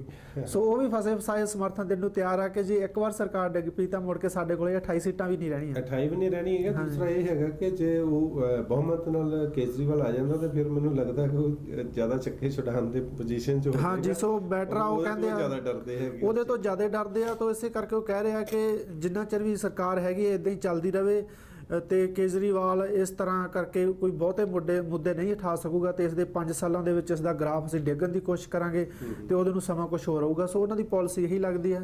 ਪਰ ਜਿਹੜਾ ਉੱਥੇ ਅਸੀਂ ਵੇਖਦੇ ਵੀ ਸੁਣਦੇ ਹਾਂ ਤੇ ਜਿਹੜੇ ਕਰਵਟ ਲੈ ਰਹੀ ਹੈ ਸਿਆਸਤ, ਮੈਨੂੰ ਲੱਗਦਾ ਹੈ ਕਿ ਉਹ ਜਿਹੜੀਆਂ ਵੱਡੀਆਂ ਪਾਰਟੀਆਂ ਸੀ ਉਹਨਾਂ ਦੀ ਵੀ ਜਿਹੜੀ ਹੈਗੀ ਆ ਵੀ ਉਹ ਸੋਚ ਤੋਂ ਬਾਹਰ ਕੰਮ ਹੋ ਰਿਹਾ ਹੈਗਾ ਤੇ ਉਹਨਾਂ ਦੀ ਜਿਹੜੀ ਹੈਗੀ ਆ ਪਹੁੰਚ ਤੋਂ ਜਾਂ ਉਹਨਾਂ ਦੇ ਕਹਿ ਲਓ ਕੰਟਰੋਲ ਤੋਂ ਬਾਹਰ ਕੰਮ ਹੋ ਰਿਹਾ। ਮੈਨੂੰ ਲੱਗਦਾ ਕਿ ਜਨਤਾ ਜਿਹੜੀ ਹੈਗੀ ਉਹ ਵਾਕਈ ਚੇਂਜ ਦੇ ਜਿਹੜੀ ਹੈ ਮੂਡ ਦੇ ਵਿੱਚ ਹੈਗੀ ਆ। ਦੂਸਰੇ ਪਾਸੇ ਜੇ ਆਪਾਂ ਸੰਘਾ ਸਾਹਿਬ ਗੱਲ ਕਰੀਏ ਕਿ ਜਿਵੇਂ ਪਾਰਲੀਮੈਂਟ ਦੇ ਵਿੱਚ ਹੈਗਾ ਕਿ ਹੁਣ ਤੇਲੰਗਾਨਾ ਇੱਕ ਸਟੇਟ ਬਣ ਰਿਹਾ, ਆਂਧਰਾ ਪ੍ਰਦੇਸ਼ ਵਿੱਚੋਂ ਅਲੱਗ ਕਰਕੇ, ਔਰ ਪਾਰਲੀਮੈਂਟ ਦੇ ਵਿੱਚ ਉੱਥੇ ਇੰਨਾ ਜ਼ਿਆਦਾ ਰੌਣਕ ਚੋਲਾ ਹੈਗਾ ਕਿ ਜਿਵੇਂ ਪਾਰਲੀਮੈਂਟ ਹੁੰਦੀ ਹੈ ਕਿ ਬੰਦਾ ਬਹਿ ਕੇ ਗੱਲਬਾਤ ਕਰੇ ਵੀ ਹਾਂ ਵੀ ਆਪਣੀ ਆਪਣੀ ਗੱਲ ਰੱਖੋ। ਪਰ ਉੱਥੇ ਵੀ ਜਿਵੇਂ ਕੱਲ ਉੱਥੇ ਹੋਇਆ ਕਿਸੇ ਦੀਆਂ ਅੱਖਾਂ 'ਚ ਕਿਸੇ ਨੇ ਮਿਰਚਾਂ ਪਾ ਦਿੱਤੀਆਂ, ਕਿਸੇ MP ਨਹੀਂ ਹੈ ਦੂਸਰਿਆਂ ਦੇ ਜਿਹੜਾ ਛਿੜਕਾਅ ਕਰ ਦਿੱਤਾ ਕਾਲੀ ਮਿਰਚਾਂ ਦਾ। ਇਹ ਕਿਸ ਤਰ੍ਹਾਂ ਦਾ ਵਰਤਾਰਾ ਤੁਸੀਂ ਇਸ ਨੂੰ ਲੈਂਦੇ ਵੀ ਇਹ ਕੀ ਸੱਭਿਅਕ ਗੱਲ ਲੱਗਦੀ ਹੈ, ਪਾਰਲੀਮੈਂਟ ਸਿਸਟਮ ਦੇ ਮੁਤਾਬਕ ਠੀਕ ਲੱਗਦੀ? ਆਪਾਂ ਜੇਕਰ ਸਾਰੀ ਦੁਨੀਆ ਦੇ ਤੌਰ ਤੇ ਦੇਖੀਏ ਤਾਂ ਥੋੜਾ ਬਹੁਤਾ ਲੜਾਈ ਝਗੜਾ ਤਾਂ ਪਾਰਲੀਮੈਂਟ ਦੇ ਵਿੱਚ ਜਿੱਥੇ ਵੀ ਦੋ ਧਿਰਾਂ ਇਕੱਠੀਆਂ ਹੋ ਜਾਂਦਾ ਹੈਗਾ, ਕੋਈ ਵੱਡੀ ਗੱਲ ਨਹੀਂ ਹੈਗੀ, ਹੁੰਦਾ ਰਹਿੰਦਾ ਹੈਗਾ। ਪਰ ਜੇ ਆਪਾਂ ਸਿਰਫ ਭਾਰਤ ਦੇ ਤੌਰ ਤੇ ਦੇਖੀਏ, ਉੱਥੇ ਦੀਆਂ ਵਿਧਾਨ ਸਭਾਵਾਂ ਦੇ ਵਿੱਚ ਦੇਖੀਏ ਜਾਂ ਲੋਕ ਸਭਾ ਦੇ ਵਿੱਚ ਦੇਖੀਏ ਜਾਂ ਪਾਰਲੀਮੈਂਟ ਦੇ ਵਿੱਚ ਦੇਖੀਏ, ਕਈ ਵਾਰੀ ਉਹ ਜਿਹੜਾ ਝਗੜਾ ਉਹ ਹੱਦੋਂ ਵੱਧ ਜਾਂਦਾ ਹੈਗਾ। ਇੱਥੋਂ ਤੱਕ ਕਿ ਟੇਬਲ ਕੁਰਸੀਆਂ ਤੱਕ ਹੀ ਜਿਹੜੇ ਮਾਈਕ ਲੱਗੇ ਹੁੰਦੇ ਆ ਉਹ ਵੀ ਪਟ ਕੇ ਇੱਕ ਦੂਜੇ ਦੇ ਉੱਪਰ ਮਾਰੇ ਜਾਂਦੇ ਆ। ਤੇ ਆਹ ਹੁਣ ਤਾਂ ਮਿਰਚਾਂ ਪਾਉਣ ਵਾਲੀ ਗੱਲ ਵੀ ਸਾਹਮਣੇ ਆਈ ਹੈਗੀ ਆ। ਸੋ ਇਹਦੇ ਨਾਲ ਕਿਤੇ ਨਾ ਕਿਤੇ ਲੱਗਦਾ ਹੈਗਾ ਕਿ ਜਿਵੇਂ ਆਪਾਂ ਗੱਲ ਕਰੀਏ, ਬੇਸਿਕ ਗੱਲ ਜਿਹੜੀ ਸ਼ੁਰੂ ਹੁੰਦੀ ਆ ਉਹ ਇੱਥੇ ਆ ਕਿ ਰਾਜਨੀਤੀ ਦੇ ਵਾਸਤੇ ਕੋਈ ਪੜ੍ਹਾਈ ਦੀ ਲੋੜ ਨਹੀਂ ਹੈਗੀ। ਉੱਥੇ ਕੋਈ ਅਨਪੜ੍ਹ ਬੰਦਾ ਵੀ ਜਿਸ ਦੇ ਮਗਰ 4 ਬੰਦੇ ਹੈਗੇ ਆ ਉਹ ਮੰਤਰੀ ਬਣ ਕੇ ਚਲਿਆ ਜਾਂਦਾ ਹੈਗਾ। ਉਹਦੇ ਵਾਸਤੇ ਕਿਸ ਤਰ੍ਹਾਂ ਦੀ ਪੜ੍ਹਾਈ ਨਹੀਂ ਹੈਗੀ, ਕੋਈ ਐਜੂਕੇਸ਼ਨ ਸਿਸਟਮ ਨਹੀਂ ਹੈਗਾ ਕਿ ਜ਼ਰੂਰ ਉਸਨੇ ਟ੍ਰੇਨਿੰਗ ਵੀ ਨਹੀਂ ਦਿੱਤੀ ਜਾਂਦੀ ਵੀ ਤੂੰ ਕਿੱਦਾਂ ਜਾ ਕੇ ਬਿਹੇਵ ਕਰਨਾ। ਹਾਂਜੀ, ਜ਼ਰੂਰ ਉਸਨੇ ਕੁਝ ਪੜ੍ਹਿਆ ਹੋਵੇ, ਉਸਨੇ ਪੜ੍ਹਾਈ ਕੀਤੀ ਹੋਵੇ ਉਹਦੀ ਕਿ ਕਿਸ ਢੰਗ ਨਾਲ ਤੂੰ ਆਪਣੀ ਗੱਲ ਕਹਿਣੀ ਹੈ। ਜੇ ਤੇਰੀ ਗੱਲ ਨਹੀਂ ਸੁਣੀ ਜਾਂਦੀ ਤਾਂ ਤੂੰ ਕੀ ਰਿਐਕਸ਼ਨ ਦੇਣਾ ਹੈਗਾ। ਤੇ ਇਹ ਟ੍ਰੇਨਿੰਗ ਨਾ ਹੋਣ ਕਰਕੇ, ਇਦਾਂ ਦੀ ਕੋਈ ਗੱਲਬਾਤ ਨਾ ਹੋਣ ਕਰਕੇ, ਜਦੋਂ ਕਿਸੇ ਚੁਣੇ ਹੋਏ ਇਦਾਂ ਦੇ ਨੁਮਾਇੰਦੇ ਦੀ ਗੱਲ ਨਹੀਂ ਸੁਣੀ ਜਾਂਦੀ ਜਾਂ ਉਹ ਕਿਸੇ ਹੋਰ ਦੀ ਗੱਲ ਦੇ ਵਿੱਚ ਵਿਘਨ ਪਾਉਣਾ ਚਾਹੁੰਦਾ ਆਪਣੀ ਪਾਰਟੀ ਨੂੰ ਮੂਹਰੇ ਲੈ ਕੇ ਆਉਣ ਦੇ ਲਈ, ਜਾਂ ਉਹ ਰਲ ਕੇ ਕੁਝ ਮੰਤਰੀ ਕਿ ਦੂਸਰੇ ਦਾ ਮੁੱਦਾ ਚਾਹੇ ਸਹੀ ਹੋਵੇ ਆਪਾਂ ਉਸ ਨੂੰ ਥੱਲੇ ਸਿੱਟਣਾ ਹੈਗਾ, ਤਾਂ ਉਹ ਇਦਾਂ ਦਾ ਰੌਲਾ ਪਾਉਂਦੇ ਹੈਗੇ ਜੋ ਕਿ ਬਿਲਕੁਲ ਗਲਤ ਹੈ। ਕਿਉਂਕਿ ਜੇ ਆਪਣੀਆਂ ਪਾਰਲੀਮੈਂਟ ਦੇ ਵਿੱਚ ਇਦਾਂ ਦਾ ਹਾਲਾਤ ਹੈਗਾ ਕਿ ਕੁੱਕੜਾਂ ਵਾਂਗੂ ਬੈਠੇ ਆਪਣੇ ਚੁਣੇ ਹੋਏ ਨੁਮਾਇੰਦੇ ਲੜਦੇ ਆ, ਤਾਂ ਆਮ ਜਨਤਾ ਤੇ ਉਸਦਾ ਕੀ ਪ੍ਰਭਾਵ ਪੈਂਦਾ ਹੈਗਾ। ਅਬ ਜੇ ਇੱਕ MP ਚੁਣਿਆ ਹੋਇਆ ਬੰਦਾ ਜੇ ਉਹਦੀ ਵੀ ਜਿਹੜੀ ਹੈਗੀ ਆ ਉਹ ਮਤਲਬ ਗੱਲ ਨਹੀਂ ਸੁਣੀ ਜਾਂਦੀ ਹੈਗੀ ਤੇ ਆਮ ਬੰਦਾ ਕਿਹਨੂੰ ਗੱਲ ਸੁਣਾਵੇਗਾ? ਉਹ ਵੀ ਤੇ ਤਾਂ ਹੀ ਆਪਾਂ ਕਈ ਵਾਰੀ ਦੇਖਦੇ ਹਾਂ ਕਿ ਲੋਕ ਇਕੱਠੇ ਹੋ ਕੇ ਤੋੜ ਭੰਨ ਕਰਦੇ ਨੇ ਵੀ ਸਾਡੀ ਆਹ ਗੱਲ ਨਹੀਂ ਮੰਨੀ ਗਈ, ਸਾਡੇ ਡਾਕਟਰ ਨੇ ਧੱਕਾ ਕੀਤਾ, ਨਿੱਕੀਆਂ ਨਿੱਕੀਆਂ ਗੱਲਾਂ ਨੂੰ ਲੈ ਕੇ ਲੋਕੀ ਧਰਨਾ ਜਾਂ ਜਿਹੜਾ ਹੈਗਾ ਤੋੜ ਭੰਨ ਕਰਨੀ ਸ਼ੁਰੂ ਕਰ ਦਿੰਦੇ ਨੇ। ਉਹ 'ਚ ਕਰਨਾ ਹੀ ਹੈ। ਮੈਨੂੰ ਲੱਗਦਾ ਕਿ ਸਿਸਟਮ ਹੀ ਇਦਾਂ ਦਾ ਬਣਿਆ ਹੈਗਾ ਕਿ ਜਿੰਨੇ ਚਿਰ ਤੁਸੀਂ ਹੱਲਾ ਗੁੱਲਾ ਨਹੀਂ ਕਰਦੇ ਤੁਹਾਡੇ ਵੱਲ ਕੋਈ ਧਿਆਨ ਹੀ ਨਹੀਂ ਦਿੰਦਾ ਹੈਗਾ। ਬਿਲਕੁਲ ਗੱਲ ਇਹੀ ਹੋਈ ਪਈ ਹੈ ਕਿ ਜਿੰਨਾ ਚਿਰ ਆਪਾਂ ਦੇਖਦੇ ਹਾਂ ਕਿ ਨਿੱਕੇ ਨਿੱਕੇ ਐਕਸੀਡੈਂਟ ਤੋਂ ਲੈ ਕੇ ਵੱਡੇ ਤੱਕ ਜਿੰਨਾ ਚਿਰ ਕੋਈ ਮੁੱਦਾ ਚਾਹੇ ਉਹ ਸਹੀ ਹੋਵੇ, ਜਿੰਨਾ ਚਿਰ ਉਸ ਨੂੰ ਪ੍ਰੋਟੈਸਟ ਨਹੀਂ ਕਰਦੇ, ਲੋਕ ਸੜਕਾਂ ਦੇ ਉੱਪਰ ਨਹੀਂ ਉਤਰਦੇ, ਉਹਨਾਂ ਚਿਰ ਉਸ ਵੱਲ ਸਰਕਾਰ ਦਾ ਜਾਂ ਕਾਨੂੰਨ ਦਾ ਧਿਆਨ ਨਹੀਂ ਜਾਂਦਾ। ਤੇ ਇਹ ਜਿਹੜਾ ਰੁਝਾਨ ਆ ਇਹ ਭਾਰਤ ਵਾਸਤੇ ਇਸ ਟਾਈਮ ਸਭ ਤੋਂ ਜ਼ਿਆਦਾ ਮਾੜਾ ਹੈਗਾ, ਕਿਉਂਕਿ ਥਾਂ ਥਾਂ ਤੇ ਸਪੀਡ ਬ੍ਰੇਕਰ ਲਾ ਕੇ ਧਰਨੇ ਲੱਗੇ ਹੁੰਦੇ ਆ, ਜਿਹਦੇ ਨਾਲ ਆਮ ਜਨਤਾ ਵਾਸਤੇ ਹੀ ਉਹ ਲਾਏ ਹੁੰਦੇ ਆ। ਪਰ ਇਹਦੀ ਜਿਹੜਾ ਨੁਕਸਾਨ ਉਹ ਵੀ ਆਮ ਜਨਤਾ ਹੀ ਭੁਗਤਦੀ ਹੈ, ਜਿਨ੍ਹਾਂ ਨੇ ਨਿੱਤ ਆਪਣੇ ਕੰਮਾਂ ਧੰਦਿਆਂ ਤੇ ਜਾਣਾ, ਕੋਈ ਬਿਮਾਰ ਆ, ਕਿਸੇ ਨੇ ਹਸਪੀਟਲ ਪਹੁੰਚਣਾ। ਸੋ ਇਹ ਸਾਰੇ ਕੁਝ ਦਾ ਨੁਕਸਾਨ ਓਵਰਆਲ ਦੇਸ਼ ਨੂੰ ਹੁੰਦਾ, ਉਸੇ ਜਨਤਾ ਨੂੰ ਹੁੰਦਾ ਜਿਹੜੀ ਇਹ ਪ੍ਰੋਟੈਸਟ ਕਰਦੀ ਆ। ਸੋ ਆਪਣੇ ਸਿਸਟਮ ਦੇ ਵਿੱਚ ਬਹੁਤ ਜ਼ਿਆਦਾ ਸੁਧਾਰ ਦੀ ਲੋੜ ਹੈ। ਔਰ ਉਸ ਸੁਧਾਰ ਵਾਸਤੇ ਵੀ ਕੋਈ ਪੈਸੇ ਦੀ ਜਾਂ ਕੋਈ ਸਿਸਟਮ ਦੀ ਲੋੜ ਨਹੀਂ, ਸਿਰਫ ਜਿਹੜੀ ਕਹਿੰਦੇ ਪੋਲੀਟੀਕਲ ਵਿਲ ਦੀ ਲੋੜ ਹੈਗੀ ਹੈ। ਅਗਰ ਇੱਛਾ ਸ਼ਕਤੀ ਹੋਵੇ ਕਿ ਅਸੀਂ ਇਹ ਕਰਨਾ ਤਾਂ ਮੇਰੇ ਖਿਆਲ ਬਿਨਾਂ ਪੈਸੇ ਤੋਂ, ਬਿਨਾਂ ਕਿਸੇ ਹੋਰ ਇਨਵੈਸਟਮੈਂਟ ਤੋਂ, ਇਨਫਰਾਸਟ੍ਰਕਚਰ ਤੋਂ ਜਿਹੜੀਆਂ ਇਹ ਗੱਲਾਂ ਲਾਗੂ ਹੋ ਸਕਦੀਆਂ ਹੈਗੀਆਂ। ਜਿਵੇਂ ਆਪਾਂ ਅਰਾਜਕਤਾ ਦੀ ਗੱਲ ਕਰਦੇ ਹੈਗੇ ਆ, ਕਿਉਂਕਿ ਸਿਸਟਮ ਕੀ ਜਿਵੇਂ ਉਹ ਕਹਿੰਦੇ ਨਾ ਵੀ ਜਿਹਨੂੰ ਵੀ ਕੋਈ ਦਾ ਲੱਗਦਾ ਹੈਗਾ ਉਹ ਆਪਣਾ ਆਪਣਾ ਕਿਲਾ ਬਣਾ ਕੇ ਬੈਠਾ ਹੈਗਾ। ਜਿਵੇਂ ਹੁਣ ਆਪਾਂ ਆਸ਼ੂਤੋਸ਼ ਦੀ ਗੱਲ ਕਰੀਏ ਹਨਾ, ਡੇਰਾਬਾਦ ਉੱਤੇ ਹਿੰਦੁਸਤਾਨ ਦੇ ਵਿੱਚ, ਕੱਲਾ ਪੰਜਾਬ ਦੇ ਵਿੱਚ ਨਹੀਂ ਪੂਰੇ ਹਿੰਦੁਸਤਾਨ ਦੇ ਵਿੱਚ ਇੰਨਾ ਜ਼ਿਆਦਾ ਸਟਰੋਂਗ ਹੋ ਗਿਆ, ਸੰਤ ਜਿਹੜੇ ਆਪਣੇ ਆਪ ਨੂੰ ਕਹਾਉਣ ਵਾਲੇ ਬੰਦੇ ਇੰਨੇ ਜ਼ਿਆਦਾ ਸਟਰੋਂਗ ਹੋ ਗਏ ਨੇ ਕਿ ਉਹ ਸਰਕਾਰਾਂ ਦੀ ਵੀ ਪਰਵਾਹ ਨਹੀਂ ਕਰਦੇ ਹੈਗੇ।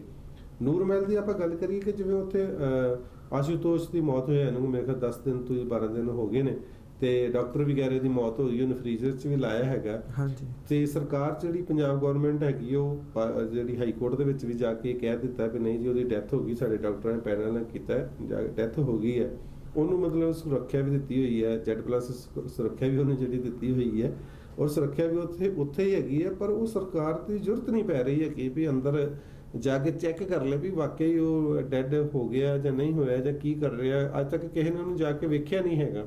ਇਹ ਤੁਸੀਂ ਸਮਝਦੇ ਹੋ ਵੀ ਕਿਉਂ ਸਰਕਾਰ ਝਿਜਕਦੀ ਹੈ ਵੀ ਅੰਦਰ ਜਾਣ ਦੀ, ਉਹਨੂੰ ਕਿਸੇ ਦੀ ਪਰਮਿਸ਼ਨ ਦੀ ਲੋੜ ਹੈ ਅੰਦਰ ਜਾਣ ਵਾਸਤੇ, ਚੈੱਕ ਕਰਨ ਵਾਸਤੇ?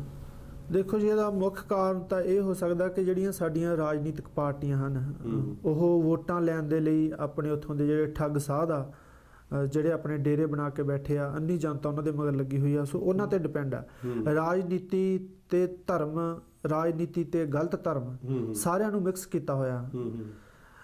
ਰਾਜਨੀਤਿਕ ਜਿਹੜੇ ਲੋਕ ਹਨ ਉਹਨਾਂ ਨੂੰ ਇਹ ਹੁੰਦਾ ਕਿ ਸਾਡਾ ਮਕਸਦ ਵੱਧ ਤੋਂ ਵੱਧ ਵੋਟਾਂ ਲੈਣੀਆਂ, ਚਾਹੇ ਉਹ ਕਿਸੇ ਵੀ ਢੰਗ ਨਾਲ ਲਈਆਂ ਜਾਣ, ਚਾਹੇ ਉਹ ਲੋਕਾਂ ਦੀਆਂ ਧਾਰਮਿਕ ਭਾਵਨਾਵਾਂ ਨੂੰ ਭੜਕਾ ਕੇ ਲਈਆਂ ਜਾਣ, ਚਾਹੇ ਲੋਕਾਂ ਦੀਆਂ ਧਾਰਮਿਕ ਭਾਵਨਾਵਾਂ ਦੇ ਨਾਲ ਖੜ ਕੇ ਲਈਆਂ ਜਾਣ, ਚਾਹੇ ਕਿਸੇ ਠੱਗ ਸਾਧ ਨੂੰ ਮੱਥਾ ਟੇਕ ਕੇ ਲੋਕਾਂ ਦੇ ਸਾਹਮਣੇ ਲੋਕਾਂ ਤੇ ਪ੍ਰਭਾਵ ਪਾਇਆ ਜਾਵੇ। ਸੋ ਸਾਰੀ ਗੱਲ ਰਾਜਨੀਤੀ ਤੋਂ ਸ਼ੁਰੂ ਹੁੰਦੀ ਹੈ। ਜਿੰਨਾ ਚਿਰ ਆਪਣੇ ਜਿਹੜੇ ਰਾਜਨੀਤਿਕ ਲੋਕ ਆ ਉਹ ਇਹਨਾਂ ਠੱਗ ਸਾਧਾਂ ਦੇ ਵਿਰੁੱਧ ਖੜੇ ਨਹੀਂ ਹੁੰਦੇ, ਖੁਦ ਇਹ ਨਹੀਂ ਪ੍ਰਣ ਕਰਦੇ ਕਿ ਅਸੀਂ ਇਹਨਾਂ ਦੇ ਡੇਰਿਆਂ ਤੇ ਵੋਟਾਂ ਮੰਗਣ ਨਹੀਂ ਜਾਵਾਂਗੇ, ਉਹਨਾਂ ਚਿਰ ਜਿਹੜੀ ਇਹਨਾਂ ਦੀ ਜਿਹੜੀ ਰਾਜਨੀਤਿਕ ਧੌਂਸ ਆ ਇਨਡਾਇਰੈਕਟਲੀ ਬਣ ਜਾਂਦੀ ਆ, ਉਹ ਬਣੀ ਰਹੂਗੀ।